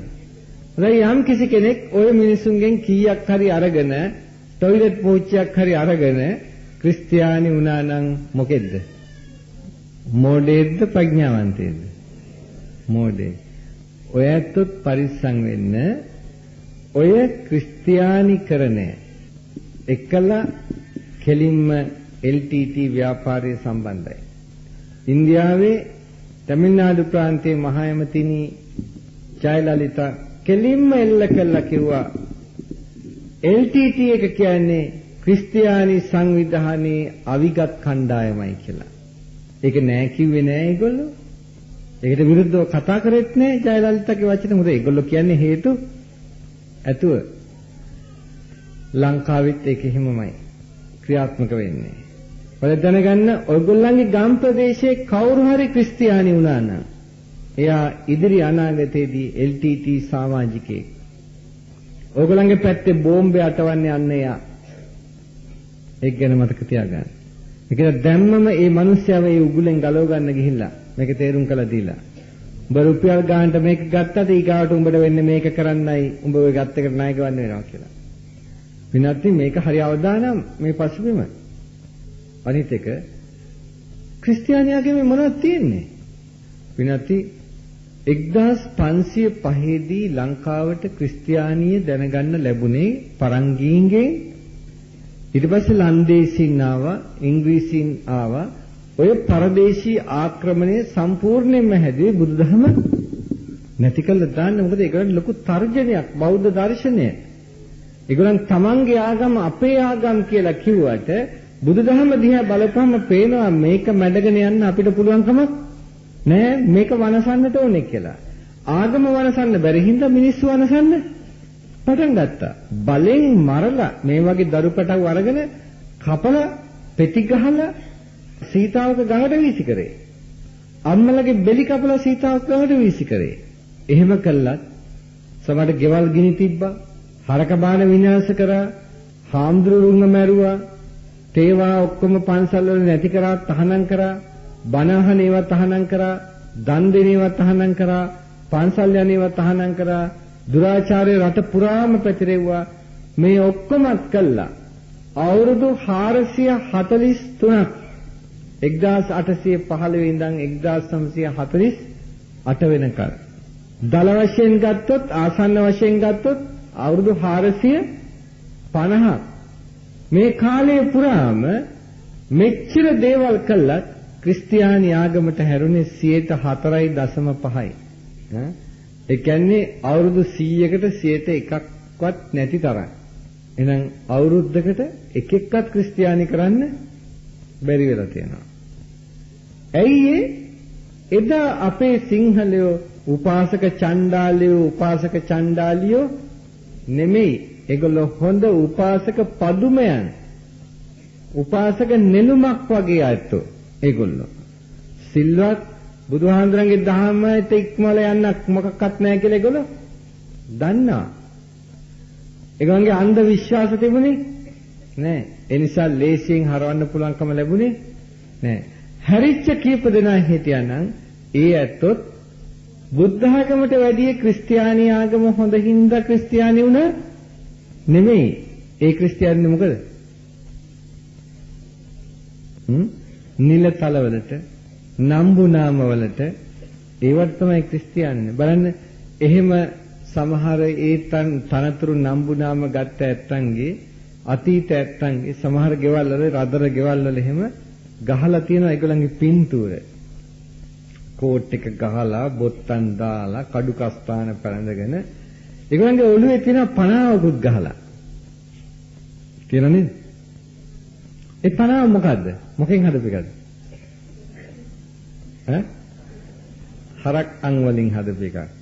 සුද්ධ දන්නවා බුද්ධ ආගම දාලා ක්‍රිස්තියානි වුණා නම් ඌ හරකෙක් කියලා. සුද්ධ හැරෙව්වත් සුද්ධ එක හොඳද? දන්නවා. සුද්ධ ඒකින්ද මේකට වෙන කරන්න දෙයක් නැහැ. නිකන් නොදන්නවා හිමීට සලකුණු කළා මූත් එක හරකෙක් තමයි කියලා පනාවක් හදලා අඟකින්. හැබැයි සමහරක් ඇත්තන්ට සුද්ධ නියම දඬුවම දුන්නා. අන්තට්ටුවම දාලා නැද්ද? සමහර පින්තූරවල අන්තට්ටුවම තියෙනවා. ඒ කියන්නේ ගොන්කම වැඩි වෙච්ච බව දැනගත්ත ගමන් සුද්ධ උට අන්තට්ටුවම දැම්මා. ලොකු තනතුරක් ගත්ත එකාට අන්තට්ටුව දුන්නා. පොඩි තනතුරක් ගත්ත එකාට පනාවක් දුන්නා. අනේ මෙහෙමත් ගොන් රැලක් වින්නත්. ඔය ඇත්තන්ගේ ක්‍රිස්තියානි වෙච්ච ඇත්තෝ ඉන්නවනම් ඒ ඇත්තන්ට කියන්න පරම්පරාවේ මෙන්න මේ ජරා වැඩේ කරපු හිඳයි ඔයගොල්ලෝ අද ක්‍රිස්තියානි. ඔයගොල්ලෝ බුද්ධ ආගම දන්නෙත් නැහැ, ක්‍රිස්තියානි ආගම දන්නෙත් නැහැ. දෘෂ්ටියක් විතරයි ඔය ඇත්තන්ට තියෙන්නේ. මොකද බුදුදහම කියන එක ක්‍රිස්තියානි අයට ප්‍රතික්ෂේප කරන්න පුළුවන්ද? ඒක ධර්මයක්. හොඳයි ක්‍රිස්තියානි ආගමෙන් කියනවා දෙයයන් ආන්සේ ලෝකෙ මැව්වා. ලෝකෙ මවලා මිනිහවත් මැව්වා. මිනිහව මවලා ගෑණිවත් මැව්වා. දෙයයන් ආන්සේ ලෝකෙ මවලා ස්වර්ගයෙන් පස් ගෙනාවා කියනවා.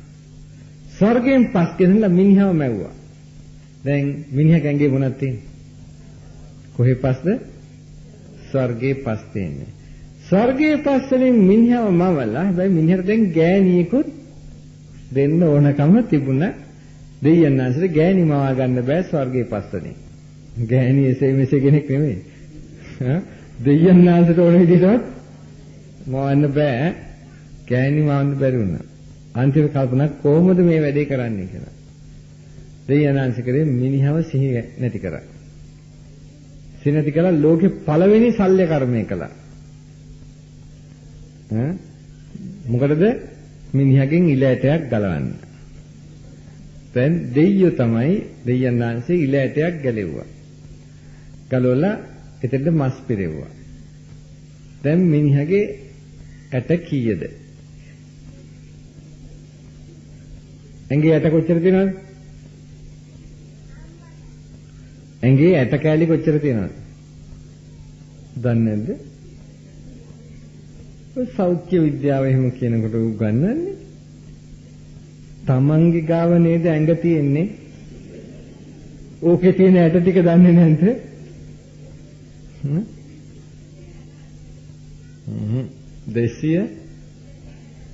206ක් තියෙනවා. සමර්ථංගල් තියෙනවා දෙකක් එකක් කළා ගන්නවා. එතකොට 264ක් වෙනවා. 204ක් වෙනවා. නැත්නම් 206ක් වෙනවා.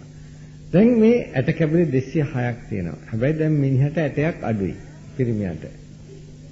මොකද දෙයයන්ාංශ එකක් ගලව ගත්තා. ගලවගෙන දැන් ඒකෙන් තමයි ගෑණිම මැව්වේ. දැන් ගෑණිට ඇට කීයද? කීයද? ගෑණිට එක ඇටයයි. පින්නත් මෙන්න මේ වගේ කියනකොට ඇත්තටම අපේ පැරණි සිංහලයන්ට ඕවා hina. ඒ හින්දා තමයි අර සිංහලයන්ව ක්‍රිස්තියානි කරන්න බැරි උනේ. ඉතින් දැන් ඔයගොල්ලන් ওই රූපය දුන්නේ කවුද? දැන් මේ පුතාලගේ ওই රූපේ දීලා තියන්නේ කවුද? අම්මයි තාත්තයි. දැන් ඉතින් කවුරුත් හොඳටම දන්නවා ওই රූපේ දීලා තියන්නේ නම් දෙයියෝ නෙමෙයි. හැබැයි දෙයියෝ තමයි කොයි දෙයියද? අම්මයි තාත්තයි කියන දෙයියෝ තමයි ওই රූපේ ඔයත්තන්ට දුන්නේ. දැන් ওই රූපේ නැත්තම් මම මගේ කියන්න පුළුවන්ද? බෑ.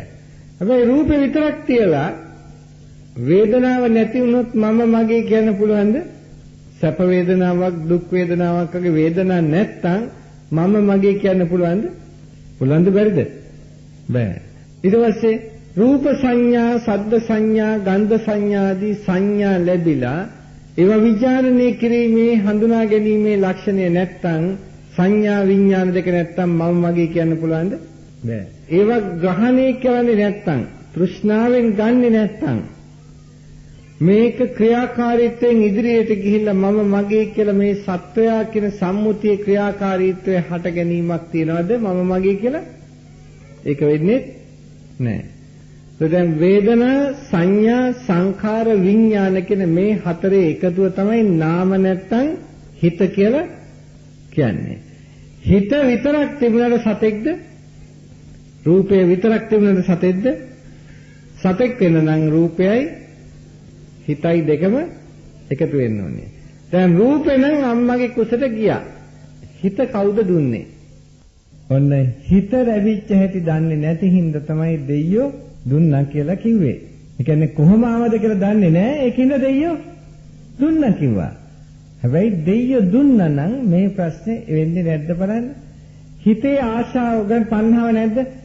ඔයගොල්ලන්ගේ තණ්හාව දුන්නේ දෙයියෝද? ඈ? හොඳයි තණ්හාව දුන්නේ දෙයියෝ කියලා හිතන්න. තණ්හාවෙන් හින්දා ලෝභය ඇති වෙන්නේ නැද්ද? ද්වේෂය නැද්ද? මෝහය නැද්ද? ඕවා හින්දා ඊර්ෂ්‍යාව, ක්‍රෝධ, වෛර, මාන මෙව නැද්ද? මේ මිනිස්සු මරාගන්නේ, කොටාගන්නේ ඔක්කොම කරන්නේ ඔක්කොම අපරාධ විනාශ ඔක්කොම කරන්නේ මොකක් හින්දාද? ඔය ලෝභ, ද්වේෂ, මෝහ සහගත තත්ත්වයෙන් හින්දා. එතකොට දැන් දෙයයන් ආංශෙන් මේ හිත දුන්නේ මේ ලෝකේ මේ මිනිස්සු කරන මේ අපරාධ වලට දඬුවම් ලබන්න ඕනේ කවුද? කවුද වැරදිකාරයා? ওই දෙයියෝ. තියන්න වටිනවද ওই දෙයියන්ව? නිකන් කිව්ව ගමන් බාර ගන්න එපා. පොඩ්ඩක් තමන්ම හිතන්න. මේකත් මෙහෙම වෙන්න පුළුවන්ද කියලා. දැන් හොඳයි ඔයගොල්ලන්ගේ ලෝභය ගන්න නැති කරන්න බැරිද? පුළුවනි. බුදුහාමුදුරුවෝ ලෝභය නැති කරන්න මාර්ගය කිව්වා. ඒ කාටවත් එහෙම නෙමෙයි කියන්න පුළුවන්ද? ලෝභය කියලා කියන්නේ තමන්ගේ තියෙන වස්තුවට තියෙන තණ්හාව. බුදුහාමුදුරුවෝ කියනවා ඕක පොඩ්ඩක් දෙන්න ටික ටික. ඒ තණ්හාව අඩු කරගන්න පුළුවන්. අඩු වෙන්නේ නැද්ද? දෙවියන් වහන්සේට මේක මැවියොක් කරන්න පුළුවන්ද? බෑ. ඒකට එහෙමනම් පේන ලෝභ ද්වේෂ මෝහ දෙයිය මැව්වා නෙමෙයි. ඒවා අපේම තණ්හාවින්ද අපි වර්ධනය කරනවා. ඒ වගේම අලෝභ දෝෂ මෝහත් දෙයිය මැව්වා නෙමෙයි. අපේම ක්‍රියාකාරීත්වයෙන් අපි අලෝභ දෝෂ මෝහ වර්ධනය කරගන්නවා. හේතු ප්‍රත්‍යයන් නිසා හටගත්තා කියලා කිව්වේ ඕකයි. එතකොට කොහේ ආරම්භ වුණාද කියන කතාවක් එන්නේ නෑ. මොකද ආරම්භ වෙච්ච තැන හොයන්න ගියොත් නැති දෙයක. මොකද මේ රූපය කියන එක ඇති දෙයක් නෙමෙයි. හොඳට පේනවා එක පැත්තකින් ආව එකක් නෙමෙයි. අම්මගෙන් කෑල්ලයි තාත්තගෙන් කෑල්ලයි. මේක ඇවිල්ලා දෙක එකට එකතලා ශක්ති ක්‍රියාකාරීත්වයක්. ඒ ක්‍රියාකාරීත්වයේ ඒකරාශී බව ඇති වෙලා ඕනෝන් එකට ක්‍රියාකාරී වීමෙන් තමයි රූපය හටගත්තේ. මේවා විස්තර කළා කියන වෙලාවක් නැහැ. නමුත් බුදුහාමුදුරන්ගේ මේ දේශනාව අද විද්‍යාව එහෙම් පිටින්ම ඔප්පු කළා ඉවරයි. ඒකට ඔප්පු කරන්න බැරි හිත කොහොමද සකස් වෙන්නේ කියලා. මොකද භෞතික වස්තුවක් නෙමෙයි හිත. රූපී ඔක්කොම හොයාගෙන තියෙනවා. හැබැයි අරූපී හිත හොයන්න බෑ. ඒක හොයන්න පුළුවන් වෙන්නේ හිත දියුණු කිරීමෙන්ම පමණයි. කවදාවත් විද්‍යාගාරවල ඒක හොයන්න හම්බ වෙන්නේ නෑ. දැන් ඔයයන්ට පේනවා දෙයියන්ගේ සංකල්පය අමූලික බොරුවක් කියලා. දැන් දෙවියන් දෙනවලු. ඔක්කොම දෙයියෝ දෙනවලු. දෙයියෝ දෙනවනම් දෙයියෝ ලෙඩ සනීප කරනවලු. අපේ අතෝ ඒකට බොහොම රැවටිලා තියෙනවා නේද?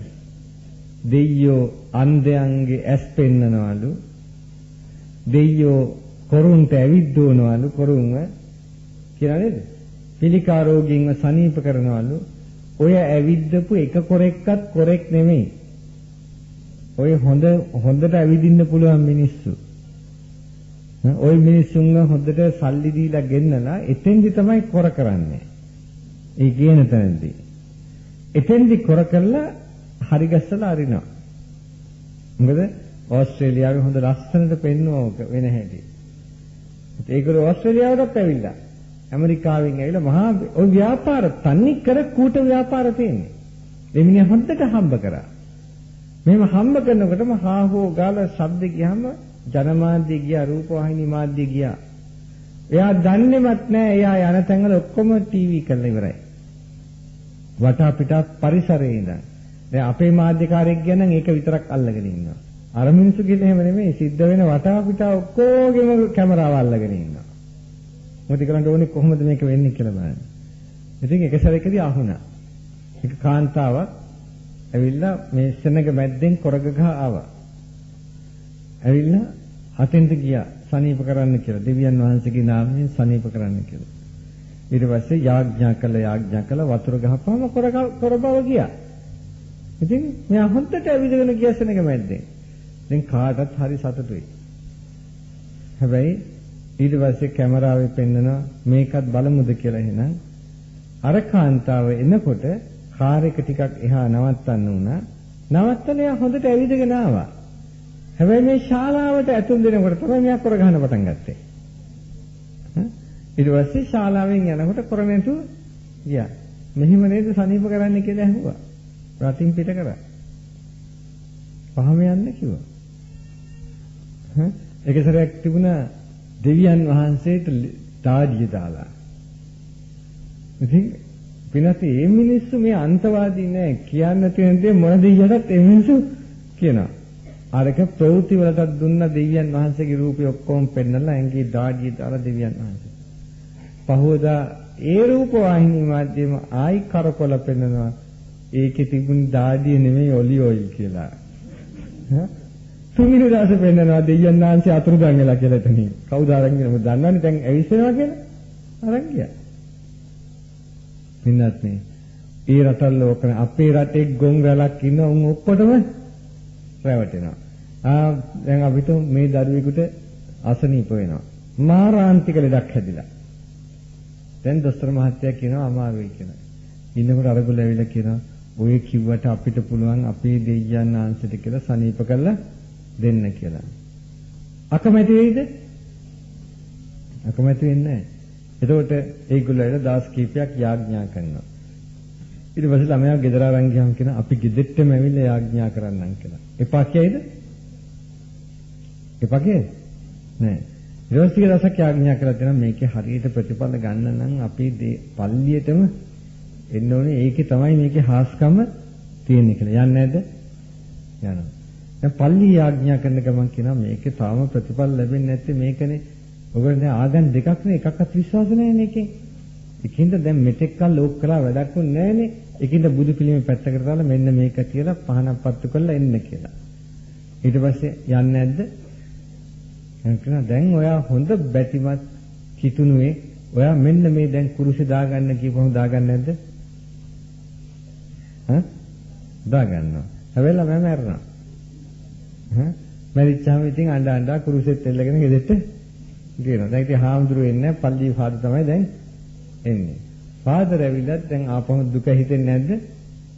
අම්මා යනවා වැළපෙනවා. ඊළඟට කියනවා දෙවියන් වහන්සේගේ කැමැත්තටයි මේක සිද්ධ වුනේ. බය වෙන්න එපා. ඔබේ දරුවා දේවමෑණියන්ගේ තුරුල්ලටයි ගියේ. අනේ අර මෝඩි ඊට පස්සේ අර මෝඩ අම්මයි තාත්තයි දෙන්න එන්නන් කොච්චර ෂෝක්ද අපේ ළමයා දේවමෑණියන්ගේ තුරුල්ලටයි ගියේ කියලා ඉතින් යන්තම් හිත හදා ගන්නවා. හැබැයි ඇත්තටම අවංක හිත හදා ගැනීමක්ද? මම දන්නවා ඔහොම ආපු කාන්තාවක් මම අවවාද කළ අන්තිමට ඔයගේ ආගම මොකද්ද කියලා. ඒකට කිව්වා ක්‍රිස්තියානි කියලා. ඉතින් මම බන කියලා hina වෙවි හිටපු අම්මට මේක ආපුවාම ක්‍රිස්තියානි කියලා කියපුවාම මම කිව්වා දැන් ඔයගලන්ගේ ආගමේ මොකද්ද මේකට තියෙන්නේ කියලා. අනේ හාමුදුරනේ මගේ ආගමේ කිව්වේ මගේ දරුවා දේවමෑණියන්ගේ තුරුල්ලට ගත්තා ඒකින්ද සතුටු වෙන්නේ කියලා. මේ අම්මා ආය යන්න පටන් ගත්තා මං දරුවා හැදුවේ දේවමෑණියන්ට දෙන්න නෙමෙයි හාමුදුරනේ මගේ ගාව තියාගන්නයි හාමුදුරනේ කියලා. මේ අම්මා ආය යන්න පටන් ගත්තා. ඒ මිනිස්සු හිතනවා අපින බුද්ධිමත් කොටසකුත් ඉන්නවා ඒ අතර. ක්‍රිස්තියානියගේ පව. හරයක් කිසිම හරයක් නැති ඒක දහමක් නෙමෙයි නිකන් ආගමක්. පරම්පරාවෙන් විශ්වාසයක් ආගමනය වුණා. දෙයියෝ මැව්වයි කියලා.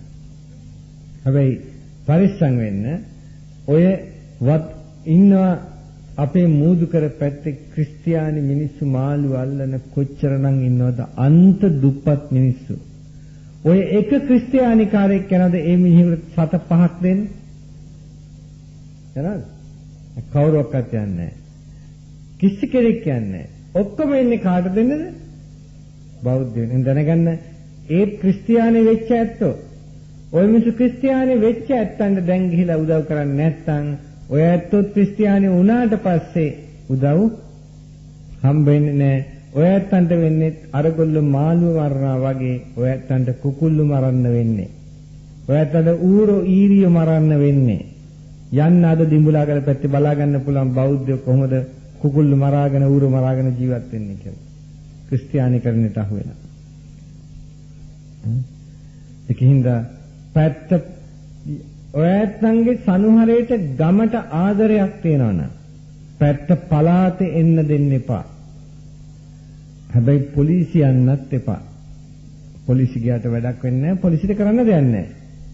පොලිසියේ තියෙන්නේ ක්‍රිස්තියානි මැති ඇමතිවරුන්ගේ අතේ. එහෙනම් පොලිස් නිලධාරීන් අසරණ වෙලා ඉන්නවා. නීති ක්‍රියාත්මක කරන්න බෑ. දැන් බෞද්ධයට නීතියක් නැහැ. ඔයතර තියෙන එකම දේ ගමයි පන්සලයි එකතු වෙන එකයි.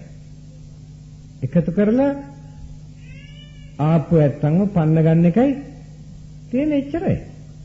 වෙන කිසි දැන් එහෙම පන්නගත්ත ගම්වල විතරයි බේරිලා තියෙන්නේ. පොලිසිය ගිහිල්ලා නීතියේ පිහිටපතුවා නම් යම් ගමක ඒ ගමේ තහවුරු වෙච්ච එක විතරයි වෙලා තියෙන්නේ. ඒකද පොලිසියට කරදර කරන්න එපා. දැන් ඔයතර යන්න එපා කියන තව එකක් තියෙනවා. දැන් ඒ ඇත්තෝ පටන් ගන්නෙ ඒ යන පැත්තේ පොලිසියේ පොලිස් ස්ථානාධිපති ක්‍රිස්තියානි කෙනෙක් කරලා. එවනවා ක්‍රිස්තියානි කෙනෙක්ව ඉන්න බෞද්ධයව අයින් කරනවා. අයින් කළා තමයි දැන් ඒගොල්ලෝ පටන් ගන්නේ. නමුත් අපි බුදුදහම දන්නවනම් අපි හැරෙන්නේ නැහනේ. නේද? කවුරුත් එලවන්න යන්න වෙන්නෙත් නැහැ. අපි හොඳ බෞද්ධයෝ නම් උපාසක චණ්ඩාලයෝ නොවි ඉන්නවනම් ඔය කවුරු ආවත් කමන්නේ පේනවනේ අවුරුදු 400 ගණනක් තිස්සේ හරව ගන්න බැරි වුණා. අද වගේ උගත්තු හිටිය කාලෙකුත් නෙමෙයි ඒ ශ්‍රද්ධාවන්තයෝ හිටි කාලයක්. බුදුහාමුදුරන්ගේ වචනය කෙරේ විශ්වාසය තිබ්බැත්තෝ. ඒකින්ද ඔයත් හිතා ගන්න. ඔයත්න්ගේ තියෙන දුෂ්ට අද කොච්චර ශ්‍රද්ධාව පිරිුණාද කියනවනම් පන්සලකට ඇඳන් එන ඇඳුම දිහා බලපුවම පේනවා මේකද ශ්‍රද්ධාවන්තද කියලා. දැන් අද නම් ගොඩාක් ඉන්නවා සුදු ඇඳගෙන ඇවිල්ලා පන්සලට. පන්සලේ හාමුදුරු කල්ලිතෝ කිව්වද සුදු ඇඳගෙන කියලා? මම නම් හිතන්නේ කියන්නේ නැති. නේ? නැද්ද? කොහොමද හොඳයි ප්‍රතිචාරය. හැබැයි ඒත් ඉන්නවා සමහර කළු ඇඳන්. ඒත් හොඳයි ආපු එක. මොකද මොකක්වත් නෑඳෑවට වැඩි කළු එක හරි ඇඳගෙන ආපු එක හොඳයි. ඒක වරදක් නෑ. හැබැයි ඊට පස්සේ කළු ඇඳගෙන ඉන්න එපා. යෝගියේ වග කළුත් පාටක්නේ. කළුත් පාටක් බව නම් දන්නවා හැම පාටම එක වගේ නෙමෙයි. කළු පාට ඔයත් හිතන ලස්සන පාටක් කියලා. නෑ නේද?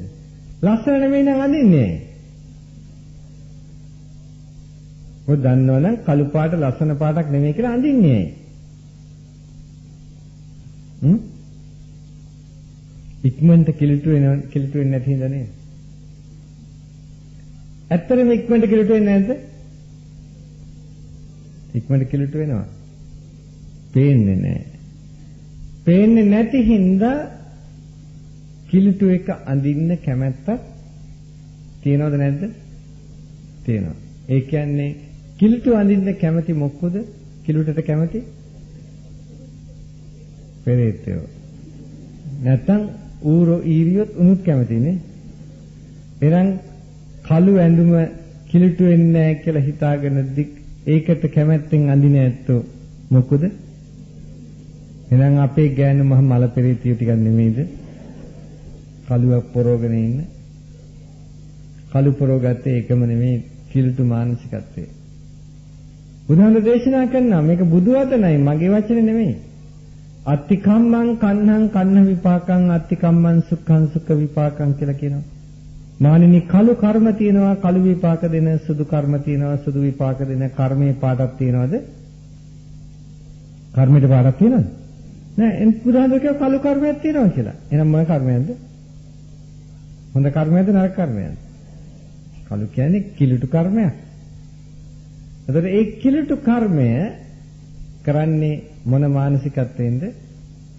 කිලුටු මානසිකත්වයකින්, කළු මානසිකත්වයකින්.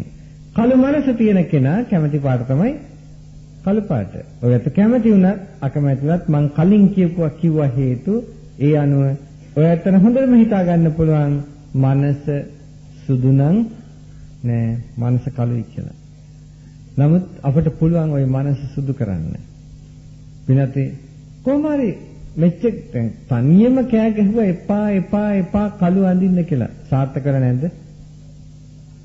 සාර්ථක වෙලා තියෙනවා. ඒ කියන්නේ අපේ මිනිස්සුන් හදන්න බැරිද? පුළුවන්. හාමුදුරුවෝ ටික හරියට ඉන්නවා නම් මිනිස්සු හදන්න පුළුවන්. ප්‍රශ්නේ තියෙන්නේ මිනිස්සුන්ගේ නෙමෙයි. දැන් මම මෙතෙක් වෙලා ඔය ඇත්තන්ට බැන්නට බයින්නම ඇත්තම නෙමෙයි. ඈ වෙනත්නේ ඔක්කොම හාමුදුරුවන්ගේ ප්‍රශ්නේ. ඉස්සෙල්ලාම මිත්‍යා දෘෂ්ටික උනේ හාමුදුරුවෝ. ඒකින්ද තමයි ජනතාවත් මිත්‍යා දෘෂ්ටික උනේ. ඉස්සෙල්ලාම ශ්‍රද්ධාව නැති උනේ හාමුදුරුවන්ගේ. එනිසායි ගිහියෝ ශ්‍රද්ධාව නැති කරගත්තේ. ඉස්සෙල්ලාම දුස්සීල උනේ හාමුදුරුවෝ. එතකොට ගිහියන්ට අවවාද කෙනෙක් කරන්න කෙනෙක් නැති වුණා. එනිසා ගිහියෝ දුස්සීල වුණා. ඊට පස්සේ ඉස්සෙල්ලාම යදින්න පටන් ගත්තේ හාමුදුරුවෝ. ඒකින්ද ගිහියෝ යදින්න පටන් ගත්තා. කෝතුහල මංගල නිමිති කියන්න පටන් ගත්තේ හාමුදුරුවෝ. හාමුදුරුවෝ ඒ වැරද්ද පෙන්වන්න නම් ගිහියෝ ඒක කරන්නේ නෑ. ඉස්සෙල්ලාම මත්පැන් බොන්න පටන් ගත්තා. ඔකද ඒකට හාමුදුරුවෝ කිව්වා.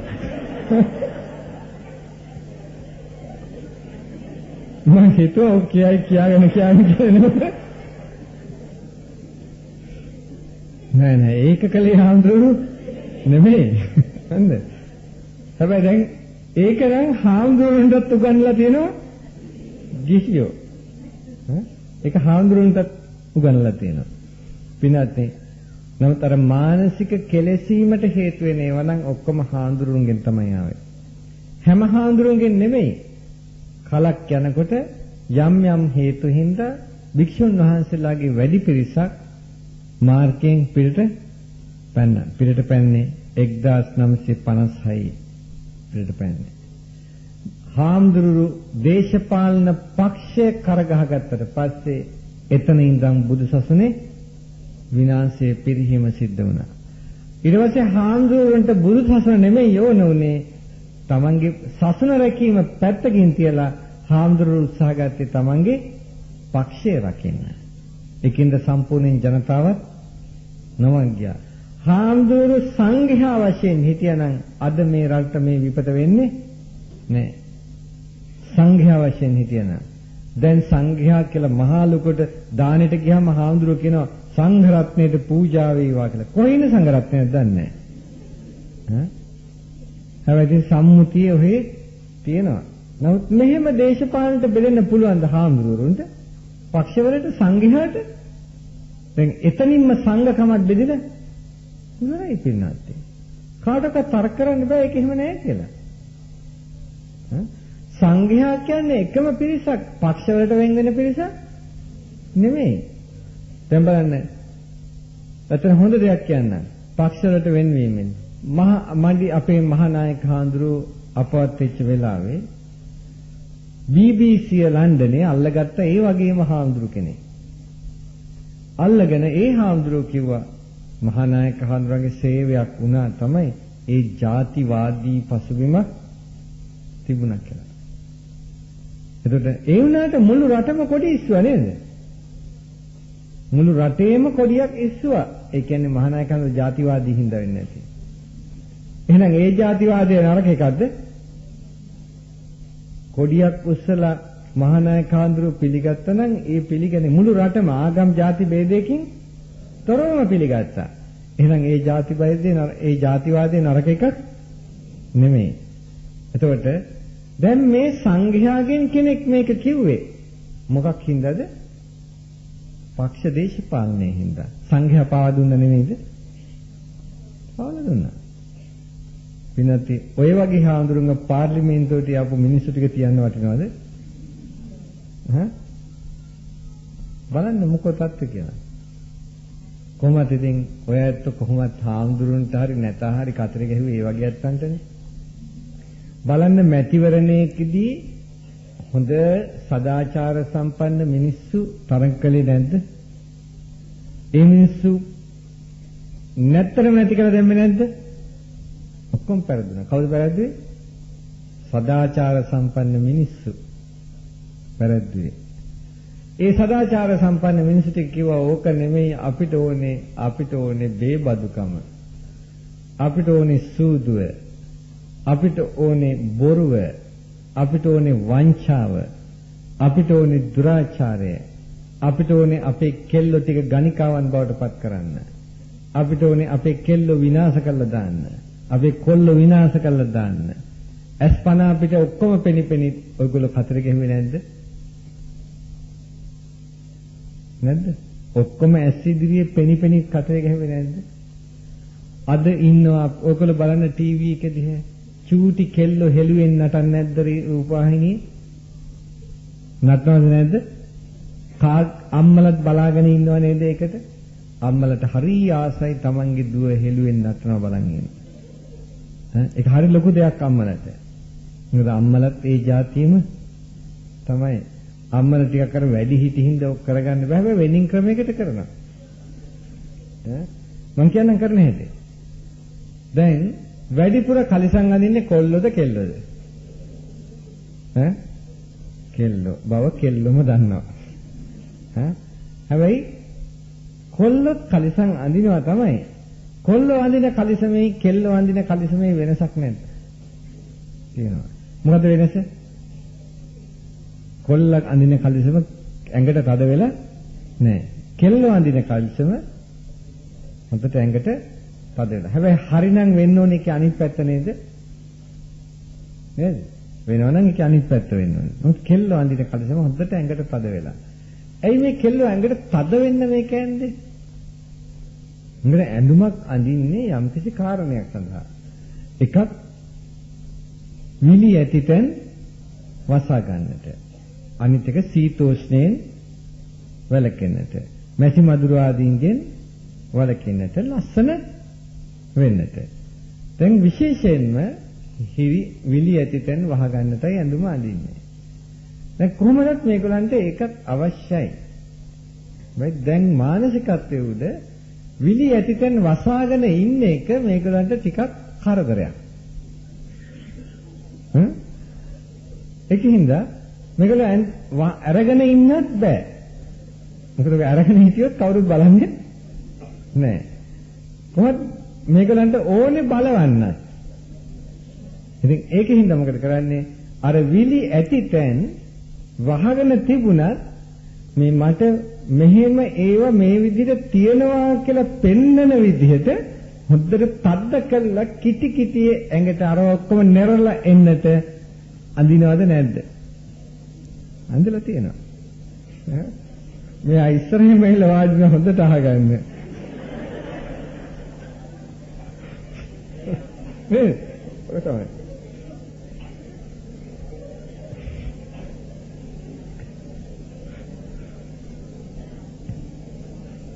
ඉතින් දැන් අඳිනවා. ඒ වුණාට ඔයත්ම හිතන්න ලස්සන ගෑන් ළමයි දෙන්නෙක් ඉන්නවා. ඒක ලස්සන ගෑන් ළමයි හොද්දට කිටි කිටියේ ඇඳලා පැත්තකින් ඉන්නවා. තව ගැස්සන ගෑන් ළමයි ලිහිල්ව ලස්සනට ඇඳලා ඉන්නවා. මේ දෙක දෙන්නම කැමති කොල්ලෝ ඒගොල්ලෝ දිහා බලනවාද? හැබැයි කොල්ලෝ බලනවා. අර තද්ද වෙන්න ඇඳගෙන ඉන්න එක්කෙනා දිහා බලලා කොල්ල බලලා කියනවා නියම තමයි කියලා. කියනවා හොඳට. හැබැයි ඒ කොල්ල බලලා නියමයි කියලා කියනවා. හැබැයි මොකක්වත් කියන්නේ නැහැ. අර ලිහිල්ව ලස්සනට ඇඳගෙන ඉන්න කෙනා දිහා බලලා මොකක්වත් කියන්නේ නැහැ.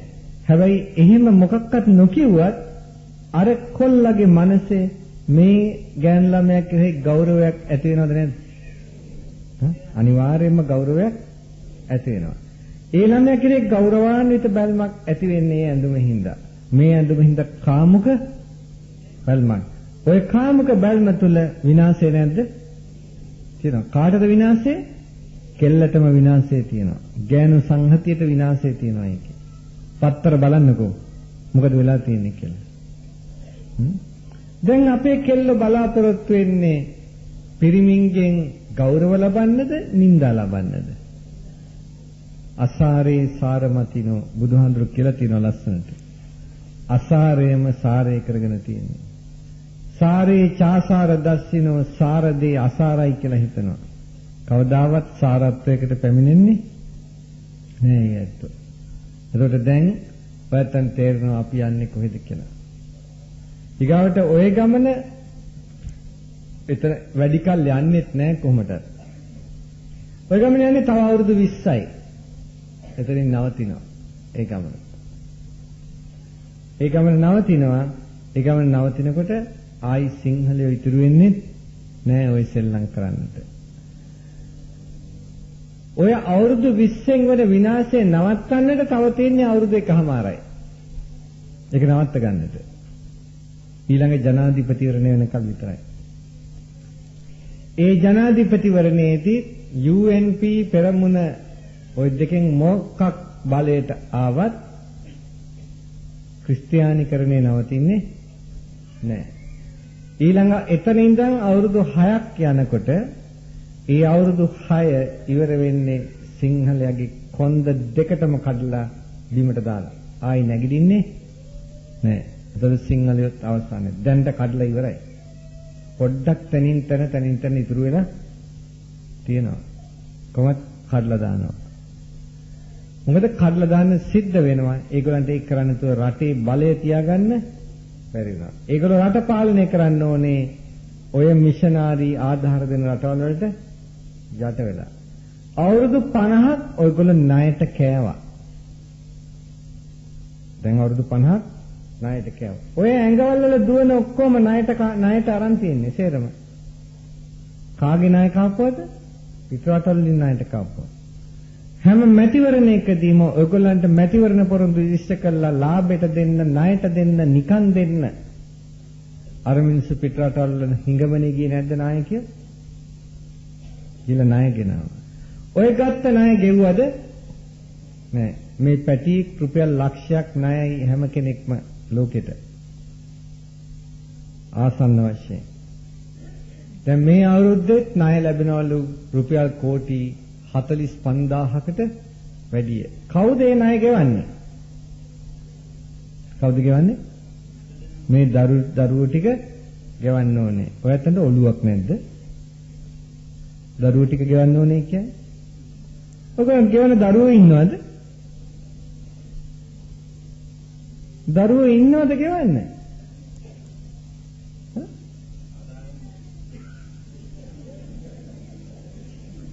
හදාගන්න තමයි මේ කියන්නේ. හැබැයි එකක් දැනගන්න ඔය ණය ඒගොල්ලන්ට අවශ්‍යත් නෑ ආපහු. ඒ මිනිස්සු අරගෙන තියෙන්නේ. කොහෙද හිතෙන්නේ නැද්ද මේක? ණය දෙනවා. ඒ රටවල් වලින්ම ඉංජිනේරුවෝ ගේනවා. ඒ රටවල් වලින්ම බඩු ගේනවා. මොනවද අපිට දීපු ණය ආපහු ඒගොල්ලෝ අර ගන්නවා ඒ පැත්තෙන්. අපිට මොකක්වත් ඉතුරු වෙන්නේ නැහැ. ඒක ජාවාරමක් ණය දෙන එක. ඉතින් අඩු ගානේ ණය ටික අරගෙන රටට යහපතක් වෙනවා නම් ඒත් කමක් නැහැ. ඔය දේශපාලකයන්ගේ ජාවාරමක්. ණයේ නාමයෙන් පිටරටවල වලින් සල්ලි අරගෙන ඒගොල්ලෝ කරන්නේ ඒගොල්ලන්ගේ අතරේ බෙදා ගන්නවා. දැන් ඔයගොල්ලෝ හිතන්න. දැන් ඔන්න බලන්න ප්‍රභාකරන්ගේ කණ්ඩායම අන්තර්වාර පාලනය සකස් කළා බාර දුන්නලු ආණ්ඩුවට නේද? තාම නෑ හරියට බාර දීලා මම හිතනවා. තාම හරියට බාර දීලා නෑ මොකද ප්‍රභාකරන් තව එක වෙනස් කරනවලු. නෝර්වේ හදපු එක. හැබැයි දැනටම ආණ්ඩුව කියන තව හරියට ලැබිලත් නැතුව මේක සාකච්ඡා කරන්න තව අවුරුද්දක් දෙකක් යනවා කියලා. ඉතින් පින මොන හිතට අවුරුද්දක් අරින්නේ? අවුරුද්ද දෙකක් යනකොට ප්‍රභාකරන්ට ඒක ඔක්කොම හරි ගිහිල්ලා ඉවරයි දීලා ඉවරයි. අනිත් එක මොකටද අවුරුද්ද දෙකක් යන්නේ ඉන්නේ? ඊළඟ ජනාධිපතිවරණය ආවට පස්සේ අගමැතිතුමා කොහොම හරි ජනාධිපති වෙලා මේක ලියලා දෙන්නට අවශ්‍ය හින්දායි කල් දාන්නේ එතෙන්ට යනකල්. වෙන කාරණයක් හින්දා නෙමෙයි. ඔයත් දැම්ම මතක තියාගන්න කතිරේ ගැහුවොත් වෙන්නේ ඔන්න ඕකයි කියලා. ඔය UNP කාර්යෝ ඉන්නවනම් මොනවටද පින්නත් ඔයත් UNP උනේ මොනවටද ඔයත් පෙරමුණේ උනේ? ඒ මිනිස්සුත් පිල් මාරු කරනවා. ඔයත් මොකටද ඕක කරගහගෙන ඉන්නේ? අනුර බණ්ඩාරනායක පිල් මාරු කරන්නේ නැද්ද? රොනී ඩිමෙල්ල පිල් මාරු කරන්නේ නැද්ද? ඔයත් අපිට හෙන ගැහුවත් කමන්නේ. අපේ දරපොරපොර නැති වුණත් කමන්නේ. අපේ සසර විනාශ වෙලා ගියත් කමන්නේ.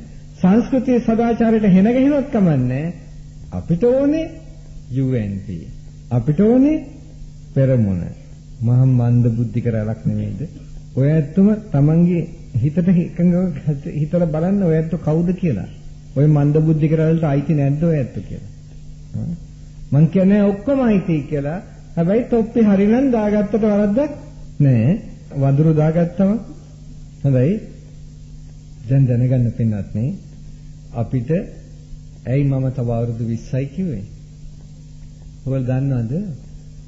අවුරුදු 50කට ඉස්සෙල්ලා පල්ලියට ඕන හින්දා පල්ලියේ සංවිධානාත්මකව කරපු කටයුත්තක් වශයෙන් පෞල් සංවිධානය රටේ ඇති වුණා.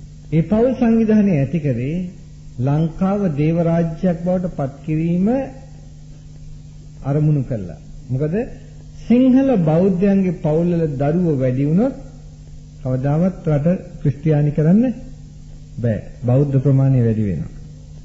ඒකද ඒගොල්ලන්ට ඕන උනේ සිංහල පවුල්වල දරුවෝ ටික නැති කරන්න. මොකද දෙමළ පවුල්වල නැති වුණෙත් නෑ, මුස්ලිම් පවුල්වල නැති වුණෙත් නෑ. ඒකින්ද ඕන උනේ සිංහල බෞද්ධ පවුල්වල නැති කරන්න. ඒ ලනුව ගිල්ල අපේ සිංහලයෝ.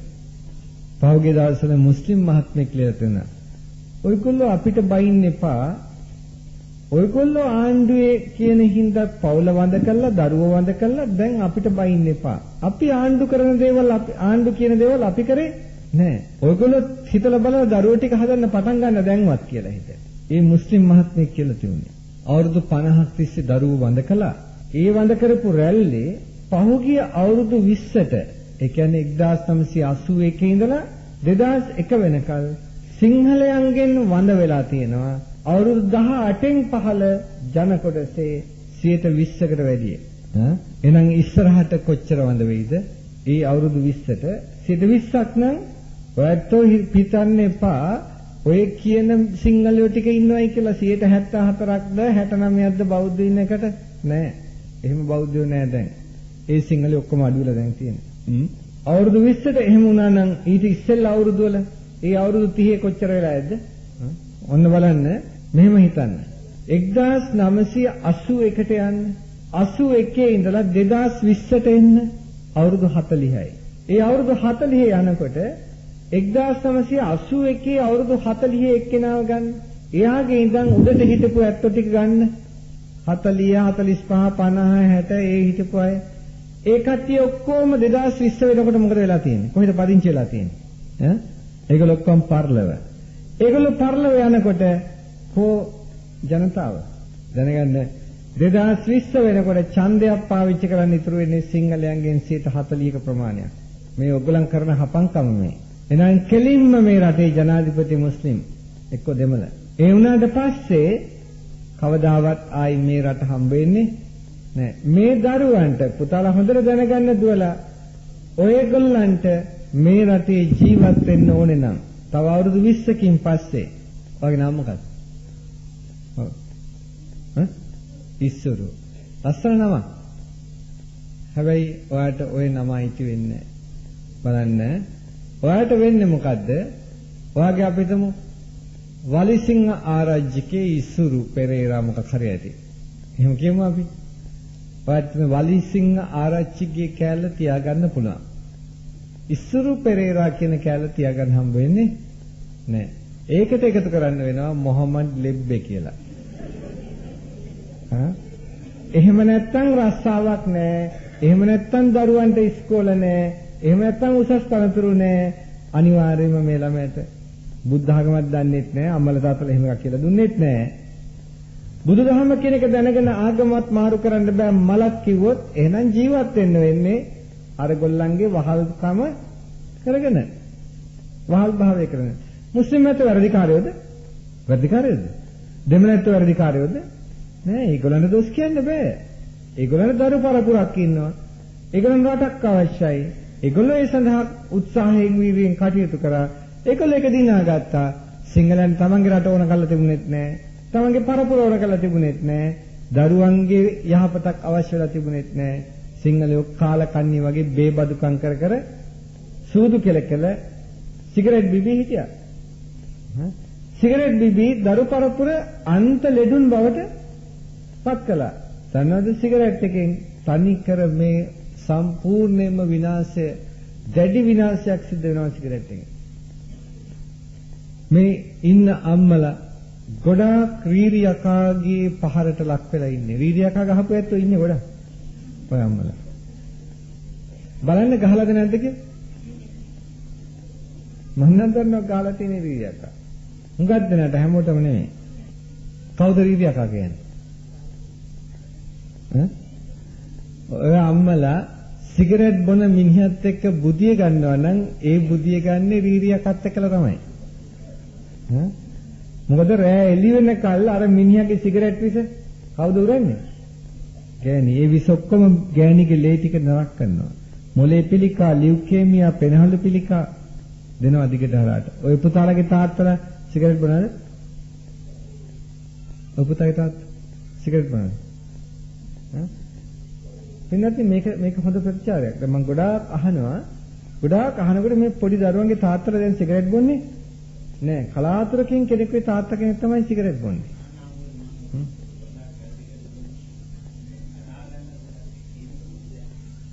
ගොඩක් කරනවා වැරදි නේද? මම කලින් කිව්වේ ඕක තමයි. ඒක තමයි. වැරදි හදාගමු නේද? ඒකත් හොඳයි. ඔයාලට මාව රවට්ටන්න බෑ ඈ. හොඳයි. දැන් මතක තියාගන්න ඔය සිගරට් එක බොන තාත්තා කෙනෙක් කියන හොඳයි. හොඳ මේ බණ කියන එකේ ප්‍රතිඵල තියෙනවා. තරුණ තාත්තලා සිගරට් බොන එක හොඳටම අඩු කරලා තියෙන, හුඟක් නවත්තලා තියෙන්නේ. ඒ නිසා තමයි දැන් පිස්සු ඇටලා සිගරට් කම්පැනි කාර්යෝ ඒවා ප්‍රචාරය කරන්න දැන් කෙල්ලන්ව ඔය මේ සුපර් මාකට්ස් වල ඉස්සරහට තියලා සිගරට් බිබී ඉන්නවා කෙල්ලෝ නිකන්. මේ කෙල්ලන්ට පුරුදු කරන්න සිගරට් බොන දැන් කොල්ල බොන එක නවත්තලානේ. උන් දන්නා මේ කෙල්ලෝ ඊට වැඩිය ගොන් අලි කිය. ගොන් ඇතින්නියෝ කියලා. මම මුන්ට ටිකක් පෙන්නපුවා මේක ෂෝගනේට අරගෙන කෙල්ලොත් ගන්නව දන්නවා හොඳට. ඒකින්ද ඒ වගේම පිස්සු ඇතින්නියෝ ටිකක් හොයලා උන් සිගරට් එක දීලා දැන් පොනවා. ඇතට පේන්න. මේක බලාගෙන ගියාම අර ඇත්තත් පොනවා. නිකන් දෙනවා සිගරට්. දැන් මම ඔකට බලන්න හෙට නනපහන වැඩසටහන. ඒකෙදි පෙන්නනවා අලුත් සිගරට් පැකට් එකක්. චොකලට් පෙට්ටියක්. ඒක ඉතුරු කොටස ලබනසට දාලා නැවැත්තුව අතරමඟින් පෙන්වේ. ඒක පෙන්වේ විශේෂයෙන්ම ඒක ටිකක් හොඳට පටන් ගන්න ඕන හින්දා වෙලා තිබුණේ නැහැ ගිය සැරේ. අන්තිම හරියට මේක ගත්තේ. ඒ වුණාට පෙන්නනවා මුලින් ආරම්භ වෙච්ච හැටි.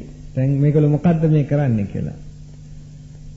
වෙනත් දැනගන්න මේ පුංචි පුතාලාගේ දුවලාගේ තාත්තා කෙනෙක් සිගරට් බොනවනම් සිගරට් බොනවනම් යම් විදිහකින් තාත්තා ගාවට කිට්ටු වෙන්නවත් එපා. ඒ තාත්තා ඔයගොල්ලන්ගේ මරුවා. තාත්තා බොන එක සිගරට් එක. දැන් අපිට ඔයා සිගරට් බොනවා කියලා. ඔයාගේ ගාවට දරුවා කිට්ටු වුණා නම් ඔයා දරුවත් එක්ක කතා කරනකොට දරුවටගේ සිගරට් ගන්න දැනෙනවා. දැනෙනවා කියන්නේ ඔයා බීපු එක සිගරට් එකේ 10 ගුණයක විස මේ ළමයාට බලපාන. අර ආග්‍රහණය ඔක්කොම ළමයා කරන්නේ. එතකොට ඒ තුල ළමයා වන්ද බුද්ධිකෙක් වෙනවා. මොකද ඔයාගේ සිගරට් ඒ හුමාලේ තියෙන නිකොටින් සරත් එක්කලා තියෙන කොටිනයින් කියලා තව විශේෂ රසායනික පදාර්ථයක්. ඒ කොටිනයින් වල විස මොලේ සෛල වලට බලපාලා මොලේ සෛල වල ක්‍රියාකාරීත්වය අඩු කරනවා. එතකොට ළමයාට කල්පනා කරලා වැඩ කිරීමේ ශක්තිය නැති වෙනවා. හිතලා මතලා කටයුතු කරන්න බැරි වෙනවා. අනිත් එක ඔය සිගරට් එකට තියෙනවා සයනයිඩ් තියෙනවා. අර කොටි ගහන්නේ සයනයිඩ් තියෙනවා. ආසනික් තියෙනවා. බෙන්සීන් තියෙනවා. ෆෝමල්ඩිහයිඩ්, නිකොටින්, තාර මේවා ඔක්කොම දැඩි මාරාන්තික විස. මේ දුමත් එක්කලා ඔක්කොම විස 4000ක් වදිනවා. මේ ඔක්කොම පෙනහළු වලට. පෙනහළු හරහා ලේ ගමන් කරනවා. ඔක්සිජන් ලබා ගන්නට. ඒ ලේ ගමන් කරපුවාම දොඩ ඒ පෙනහළු වලට දුම් වැඩිච්චාම අර ලේ ගමන් කරනකොට පෙනහළු හරහා අර දුම් වල තියෙන සිගරට් විස ඔක්කොම කෙලින්ම ලේ වලට ඇතුළත් වෙනවා. පිරිමියාගේ ලේ වල තියෙන ඕජාවෙන් තමයි ප්‍රජනන ධාතුන් හදන්නේ. ඒතර ප්‍රජනන ධාතුන් වලට අර ලේ වල විස ඇතුළත් වෙනවා. ඒ කියන්නේ සිගරට් විස. ළමයා උපදින්නේ සිගරට් විසත් එක්කලා. අම්මගේ පැත්තෙන් ඥාන ශක්තිය දුර්වල වෙනවා. අර සිගරට් බොන මිනිහත් එක්කලා බුදිය ගැනීම. අම්මගේ ධාතු ශක්තිය බලපානවා දරුවට. අම්මගේ ඥාන ශක්තියත් දුර්වලයි. මේ දෙපැත්තෙම ළමයා දුර්වල වෙනවා. අන්තිමට ළමයා ප්‍රසන්න පෙනුමක් නැහැ, තේජවන්තකමක් නැහැ, නිරෝගී බව නැහැ, ඕන ලෙඩකට ගොදුරු වෙනවා, හැදියාව නැහැ, සිතල වැඩ කිරීමේ ශක්තිය නැහැ. අද වෙලා නැද්ද සමාජයේට? රට පුරාම ගිහිල්ලා බලන්න කෝ දරු පරපුර අපේ කියලා. ඒතකොට තේරෙයි ගියොත් රට වටේ කෝ අපේ දරුවෝ කියලා. මහ විශාල ජාතික පරිහානියක්. අනිත් පැත්තෙන් නිකොටින් හින්දා ලේවලට තෙල් මිශ්‍ර වෙනවා. මේ හැමේ යට තියෙන තෙල් තට්ටුවේ තෙල් දිය කරනවා නිකොටින් වලින්. දිය කළ ලේ ධාරාවත් එක්ක සම්බන්ධ වෙලා නහර ඇතුලේ තෙල් බැඳෙනවා. තෙල් බැඳිච්චාම විශේෂයෙන්ම ලිංගේන්ද්‍රයන්ට ලේ සපයන සියුම් නහරවල තෙල් බැඳිච්චාම ලිංගේන්ද්‍රයන්ගේ ක්‍රියාකාරීත්වය එන හිටිනවා. එතනින් වඳයි. ඊට පස්සේ දුර්වලයි ලිංගේන්ද්‍රයන් දුර්වල පුද්ගලයෙක්. අනිත් සිගරට් එක උරපුවාම මොලේ හරහා ක්‍රියාත්මක වෙලා අවුරුදු 10ක් 15ක් සිගරට් බීවොත් මධ්‍ය ස්නායු පද්ධතිය දුර්වල කරනවා. ඉන්ද්‍රිය දුර්වලත්වයත් එක්කලා ලිංගේන්ද්‍රයන් දුර්වල වීමත් සිද්ධ වෙනවා. විනාත් ඒ වුණාට අපේ මීහරක් රැලක් ඉන්නවා බණක් දහමක් අහන්නේ නැති ඔය පොර කකා සිගරට් බොනවා. බොනකොට නිකන් ඉන්න එපා කියන්න උඹලට මේක වෙනවා කියලා. විශේෂයෙන්ම අපේ දුවලගෙන් ඉල්ලීමක් කරන්න තියෙනවා සිගරට් බොන කොල්ලෙක් වෙනම් කසාද බඳින්න ලෑස්ති වෙන්නට එපා. ඔයගලන්ට කරන්න පුළුවන් ජාතික මෙහෙවරක් ඒක. අවුරුද්දක්වත් සිගරට් බොන්නේ නැතුව ඉඳලා පුරුදු වුණාට පස්සේ ඒක වැළක්වුවට පස්සේ සිගරට් බොන මම නවත්තනවා කිව්වට කසාද බඳින්න යන්න එපා. මොකද කසාද වැන්දට පස්සේ ආයි බොන්න පටන් ගන්නවා. මොකද? ඔව්. පුද්ගලයාට නිකටින් වල ඒ සැර අවශ්‍ය වෙනවා දිගට. ඒ අවශ්‍ය වෙනකොට මතක් වෙච්ච ගමන් ආයි යන්න හදනවා. අඩු ගානේ 6 මාසයක්වත් නවත්තලා හිටියොත් විතරයි මේක දිගටම නවතින්න පුළුවන්. ඇඟේ ඒ සැර තියෙනකල් සුවද දැනුණොත් තරන් ඉන්න බෑ. එයාට ඕන කරනවා. පින්නත් මේ එකින්ද මොකද සිගරට් බොන කොල්ලෙක්ව කසාද බඳිනවා කියන්නේ තමනුත් අවදානමේ තමන්ගෙන් ඇති වෙන පරපුරත් අවදානමේ. ඒක හොඳට මතක තියාගන්න. සිගරට් බොන කොල්ලෙක්ව කසාද බඳිනට වැඩිය හොඳයි නා කියලා මැරෙනකල් බුදියගෙන ඉන්න පැත්තකට වෙලා. මොකෙක්වත් නැතුවර කමක් නැහැ. ඒක මතක තියාගන්න. තනියෙන් ඉඳලා හැබැයි එකක් තියෙනවා. ඒකටත් ඉගෙන ගන්නට ඕනේ. රස්සාවක් මොකක් හරි එපා ජීවත් වෙන්න. තනියම හරි රස්සාවක් කරගෙන ජීවත් වෙන්න පිනක් දහමක් කරගෙන හොඳට ඉගෙන ගන්න ඕනේ. ඉගෙන ගත්තේ නැත්නම් මොකද්ද කරන්න වෙන්නේ කෙල්ලෙකුට? ඒත් රස්සාවක් තියෙනවා හෙට අනිද්දා ඒවත් ලැබෙයි. කරන්න. I think ඔය දැන් තියෙන ඇමරිකාවේ හුරතලෙක්නේ. ඉන්නේ ඔක්කොම හුරතල්ලු ටිකනේ. මැති ඇමතිවරු. ඉතින් ඒගොල්ලෝ ඇමරිකාවට ඕන විදිහට දැන් ගණිකා නිවාස පටන් ගන්නවා. මේ නීතිගත කරන්න ඕනේ කියලා තියෙනවා. විනෝති ගණිකා නිවාස නීතිගත කරනවායි ගණිකාව නීතිගත කරනවායි කියන එකේ දෙකක් තියෙනවා. දැන් මේකන නිවාස නීතිගත කළා ගණිකාව නීතිගත කරේ නැත්නම් හරි ප්‍රශ්නයක් වෙනවා. එතකොට වෙන්නේ මොකද්ද? මේ ඉන්න දුවෙක්ව නීතිගත ගණිකා නිවාසයකට උස්සගෙන යනවා. උස්සගෙන ගියාට පස්සේ ඒගොල්ලෝ කියනවා මං හිතුවේ එයා ගණිකාවක් කියලා. මන් දන්නවා එයා ගණිකාවක්. ඊට පස්සේ අතෙන්ට අරගෙන ගියාට පස්සේ ඒක වෘත්තියට සම්බන්ධ දෙයක්. ඒකේ නීතියට යන්න මොනක්වත් පුළුවන් කමක් නැහැ. අන්තිමට කෙල්ල ටික ඔක්කොම ඉවරයි. ඉතින් සමහරක් වෙලාවට අපේ අම්මලක ඉතින් ඒක මේ දැන් කාලේ හැටිනේ. එහෙම කියලා ඉතින් අම්මලා සතුටු වෙයි. ඒකයි වෙන්නේ. දැන් එහෙම තමයි ඕන තරම් කියන්නේ. කාලේ හැටිනේ ඒ කාලෙට හැටියට අපිත් හරිනවා. මොකද අම්මගේත් වල්ගේ කඩාගෙන.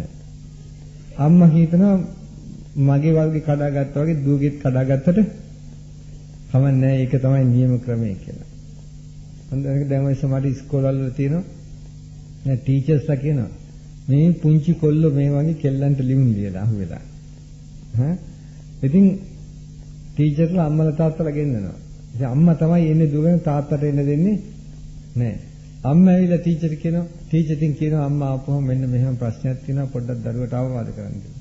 අම්මා කියනවා ටීචර්ගේ වැඩ බලාගන්න මම මගේ ළමයාව හදාගන්න. මොකද අම්මත් ඒ જાතියේ. ළමයා ඒක දන්නවා. ඒකින්ද ළමයාව හොඳින් තියාගන්න ඕනේ. ඒකින්ද ළමයා අම්මට සපෝට් කරනවා. අනේ අම්මා ළමයාට සපෝට් කරනවා. දෙන්න හරි. ඕක තමයි ගොඩක් සිද්ධ වෙන්නේ. අපි ඉවරයි පින්නත් හැම පැත්තෙම බැලුවොත් අපි ඉවරයි. දැන් ඔයත්තුම හිතන්න මේ කොහේ යන ගමනක්ද කියලා. අපිට වෙන්නේ මොකද්ද කියලා. මේක දිගට ගෙනියන්න ඕනේද නවත්තන්න ඕනේද? දරු පරපුර බේර ගන්න ඕනේද? මේ ජාතිය ශාසනය රකින්න ඕනේද? එකම ක්‍රමයයි තියෙන්නේ රකින්න නම් ඔය ඇත්ත සදාචාර ගරු පිරිසක් බවට පත් වෙලා දුරාචාරී පාලන ක්‍රමේ ඉවත් කරගන්න ඕනේ. දැනගන්න ධර්මපාලතුමා 1930 ගණන් වලදී කිව්වා උඹලා දැනගනින්න මේ රට කවදා හරි සුද්ධෝ අතහරිනවා.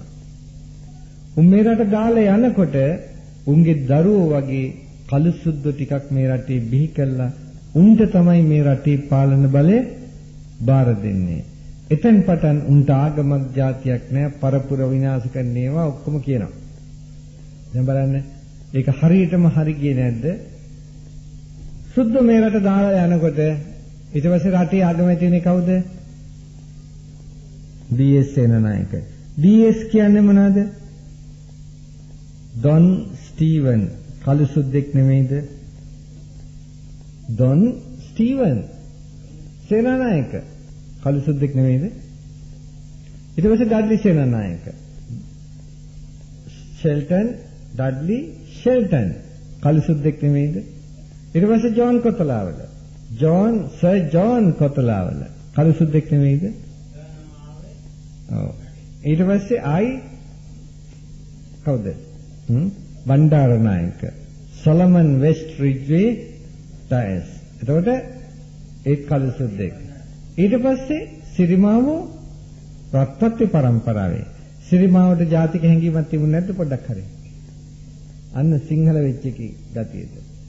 ඊගාවට ආපහු ජූනියස් රිචඩ්. මොකද කිව්වේ? මම දුටු ගැමුණු නම් කාඩුව අරගෙන කොපුවේ ගහ ගන්නයි කිව්වා. සාහිත්‍ය කන්නද කියලා ඇහුවා. මොකද උනේ? පරගති බව. ඊගාවට එතනින් ආපු එතනින් පස්සේ ආවේ. ඉතින් ඊළඟ පුරුක් ටිකත් ඒවම තමයි. දැන් කළු සුද්ද නෙමෙයිද රජ උනේ? එනිසා තමයි ඔක්කොම අන්තිම විපත. දැන් ඒක නිසා ওই කළු සුද්දන්ගේ රාජ්‍ය පාලන ක්‍රමය අපි පොඩ්ඩක් නවත්තලා බුදුහාඳුරන්ගේ රාජ්‍ය පාලන ක්‍රමය අපිට තියෙනවා. ඒ රාජ්‍ය පාලන ක්‍රමය ඔය නියම නියම සුද්දන්ගේ රටවලත් බුදුහාඳුරන්ගේ රාජ්‍ය පාලන ක්‍රමය තියෙනවා. දස රාජ්‍ය ධර්මයෙන් 10ම නැති වුණත් 4ක් 5ක්වත් ඒවැය තියෙනවා. අපේ රාජ්‍ය පාලනේ එකක්වත් නැහැ. ඍණ තත්ත්වයේ තියෙන්නේ දස රාජ්‍ය ධර්මයේ. මොනම නීතියක්වත් මොනම සාධාරණයක්වත් මොනම යුතුයකමක්වත් මොනම ධර්මයක්වත් අපේ පාලන ක්‍රමයේ තියෙනවද? නැහැ. පින්වත්නි, ඒ දස රාජ්‍ය ධර්ම පාලන ක්‍රමය ලෝකයටම පෙන්වලා දෙන්න පුළුවන් සාර්ථකත්වය කොච්චරද කියලා ඒක ඉදිරියට ගෙනාවා. හැබැයි ඒක ඉදිරියට ගේන්න නම් කරන්න ක්‍රමයක් ඇත්තෙම නැහැ. ඒවත් කොයි හැටියටත් අපිට සම්බුදු සසුන රකින්නට ඕනේ. මේ සසුන රැක්කේ හැමදාම සිංහලයෝ. විශේෂයෙන්ම මේ සසුන රැකීමත් සිංහලයාගේ රැකීමත් අයිතිය තියෙන්නේ හාමුදුරුවන්ට. එදත් ඒක රැක්කේ හාමුදුරුවෝ, අදත් රකින්න ඉන්නේ හාමුදුරුවෝ. හැබැයි මේ කාලකන්ණි සිංහලයන්ට හාමුදුරුවෝ ඉස්සරහට එනවා කියපුවාම හරි අමාරුයි. ඒ මුන්ට ඒක හරි බයයි. අපේ UNP නැති වෙයි, අපේ පෙරමුණ නැති වෙයි, ඒකට බයයි. ඒක තමයි කෙඳිරි ගන්න. අපෝ හාමුදුරුවන්ට කැප නැහැ ගාලා. මේක කැපයි යකපයි කියන එක දන්නවා වගේ හරියට. අපි දන්නවා කැප දාකබද කියන එක. පින්නත්නේ කැප ඒව හැම එකක්ම අපායට යන්නේ නැහැ. අපි තේරපුත්තාවේ හාමුදුරුවෝ සිවුර පැත්තකින් තියලා කඩුව අරගෙන ඇවිල්ලා මිනිමරලා ශාසනය බේරගත්තේ. රහතුන් නැද්ද? රහතුන් නැද්ද? රහතුනේ නිවනට බාධා වුණේ. දැන් බලන්න කල්පනා කළා. අපි කිව්වා මේකට කෙනෙක් නැත්තම් කරන්න අපිව රකින්න. මොකද ඒ වන විට මම රට පුරාම ගිහිල්ලා මෙහෙම දේශනා කළා. මහ ජනතාවත් මගෙත් එක්කලා හිටපු හින්දා මම කිව්වේ මට හිතුණා මේක බේරගන්න පුළුවන් කියලා. ඒ නිසා මම කිව්වේ කවුරුවත් ආවේ නැත්තම් මම හරි එනවා. මොකද අපේ දර්ශනයක් තියෙනවා. ඒ දර්ශනය තුළ මේ රට බේර ගන්න පුළුවන්. ඒක නිසා කිව්වේ මම හරි එනවා කියලා. පින්වත්නි, කැප නැහැලු. මම දන්නවා කැප නැහැ කියලා. මහණුනේ ඔක් කරන්නේ. පින්වත්නි, මට රජකමට වැඩිය මහානකම වටිනවා. හැබැයි මහානකමට වැඩිය බුදුසසුන වටිනවා. මහානකම මට පෞද්ගලිකයි. සසුන ලෝකයටයි. ඒ මට පෞද්ගලික මහානකම පාවිච්චි කරලා ලෝකයට ශාසනය ආරක්ෂා කළ දෙන්න පුළුවන් නම් මට නිවන් දකින්න පින්කමක් ඒක මම දන්නවා හොඳටම. ඕන්නම් මහානකමේ ඉඳගෙන මේක කැප නෑ කියලා කියන්නේ මහානකමේ ඉන්නේ රජ කරන්න නෙමෙයි නිවන් දකින්න අප්‍රමාදී වෙන්නට. මේ මහානකමේ ඉඳගෙන නිවන් දකින්න අප්‍රමාදී වෙන්න බෑ රජකම් කරන්න ගියොත්. කොහොමදත් මම මේ ආත්මේ නිවන් දකින්න බලාපොරොත්තුවක් ඇත්තේ නෑ. මම නිවන පොඩ්ඩක් පෝස්ට්පෝන් කරලා තියෙන්නේ. මොකද ඊට ඉස්සෙල්ලා මේ බුදුසසුන රැක් ගන්නට ඕනේ හින්දා. ඒ වගේම තනියෙන් නිවන් දකින්න මට වමනාවකුත් නෑ. ඒකෙන්ද තවත් කීප දෙනෙක් හරි නිවන් දක්ක ගන්නට ඕනේ. ඉතින් මට දැන් හදිස්සියක් නෑ. ඒකින්ද මට බුදුසසුන රකින්න අවස්ථාවක් තියෙනවා. ඒ නිසා අනිත් ඔක්කොට ඔය දැන් නිවන් දකින්න උත්සාහ ගන්න හාමුදුරුවන්ට දේශපාලනය කැප නෑ මේ බුදුහාමුදුරුවන්ගේ දේශපාලනය. හැබැයි මට ඒක කැපයි. මට කැප දැන් නිවන් දකින්න අදහසක් නැති හින්දා. බුදුසසුන රකින්න ඒක කැපයි. මොකද මේ දේශපාලකයෝ බුදුසසුන වනසල දාන හින්දා. ජාතිය වනසල දාන හින්දා. හැබැයි ඒක මට රකින්න බෑ. ඔය ඇත්තන්ගේ කතරේ උඩයි ඒක තියන්නේ. ඔයගොල්ලන්ගේ කතරේ ගන්න මම කොහෙත්ම සිවුරු අරින්න නම් ලෑස්ති නෑ. ඒක ඔය ඇත්තන්ගේ වැඩක්. මොකද සමහරව අහනවා ඔබ වහන්සේ එහෙම අදහසක් තියෙන නම් පොඩ්ඩක් මේ සංවිධානය වෙන්න ඕනේනේ. මේක තමයි මගේ සංවිධානය. මේ කියනවා ඔය ඇත්තන්ට. සංවිධානය වෙන එක ඔය ඇත්තන්ගේ වැඩේ. ඔය ඇත්තන්ට ශාසනයක් ඕන නම්, ජාතියක් ඕන නම් ඔය ඇත්ත කියන්නේ ඔය ඇත්තන්ගේ ඥාතීන්ට, සහෝදරයන්ට, වාතාපිටාවේ ඇත්තන්ට, ඔය පඬිතයන්ට වෙන විපද තේරුම් කළා දෙන්න. දීලා ඒගොල්ලන්ව හරි ගැස්සලා තියන්න. මට ඕනේ කාගේවත් ඡන්දේ සල්ලි දීලා ගන්න, වංචා කරලා ගන්න. ඒව මට අවශ්‍ය නැහැ. බුදුසසුන ඔය ඇත්තන්ට ඕන නම්, ඔය ඇත්තන්ගේ රටදය ඔය ඇත්තන්ට ඕන නම්, ඔය ඇත්තෝ බලා ගන්න ඔය ඇත්තන්ගේ වගකීම ඉෂ්ට කරන්න. මොකද මම පරදින්නේ නෑ.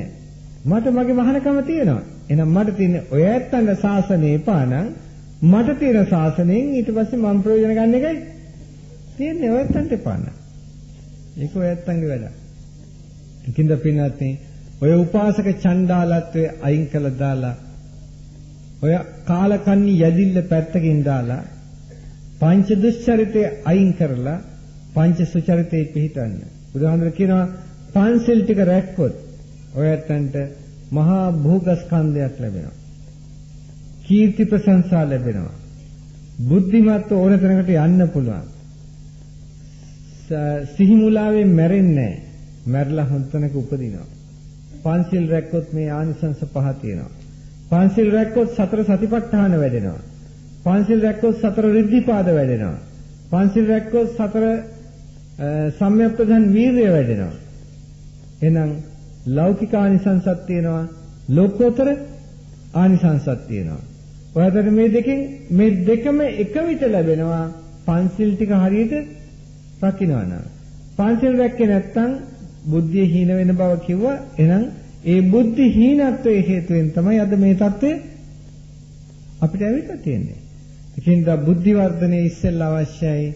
රටදැයි බේර ගන්න ඕන නම් මේ පංචල මුල් කරගෙන ඔයත් පංචිල් රකින්න සමාජයක් ගොඩනගන්න. ගොඩනගලා ඒක ගම පුරා ව්‍යාප්ත කරන්න. උත්සාහ ගන්න. 100ක් රකින්න අමාරු වෙයි. අතපසු වීම වෙයි. අතපසු වීමක් වුණොත් උත්සාහ ගන්න නැවතත් මම මේක අදිෂ්ඨාන කළා රකින්නවා කියලා.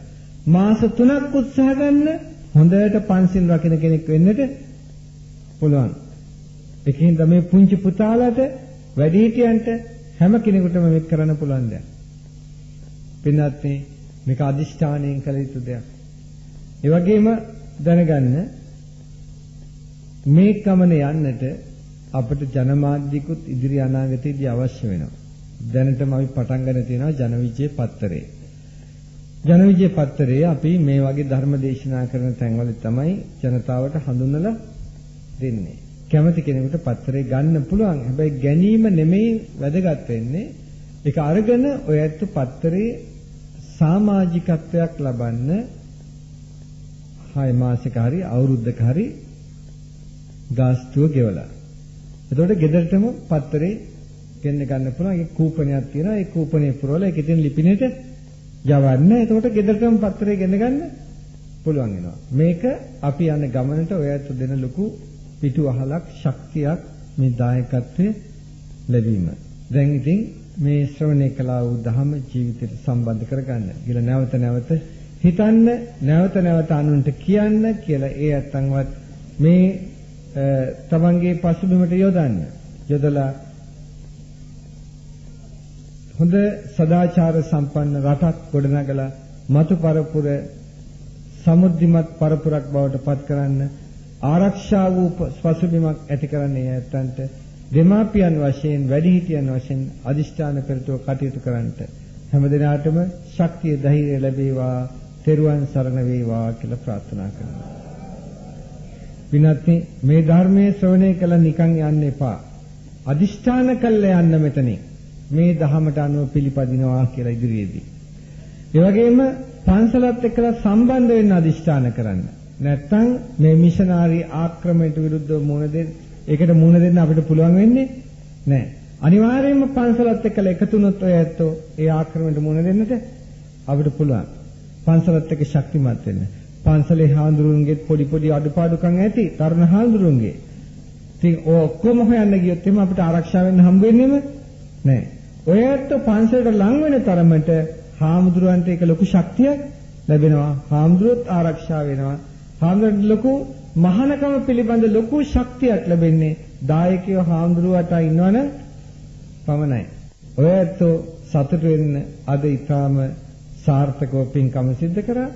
ඔය ඇත්තන්ට අනාගතය ගැන දර්ශනයක් ඇති වුණා. ඒ දර්ශනය අනුව කටයුතු කරන්නට අදිෂ්ඨාන කරගන්න. මේ ශ්‍රවණය කළා වූ ධහමට අනුව පිළිපැදීමෙන් දෙලොව යහපත වේවා, ශාන්තිය වේවා, ප්‍රාර්ථනීය පරිදි උතුම් නිවන් සුවත් වේවා කියලා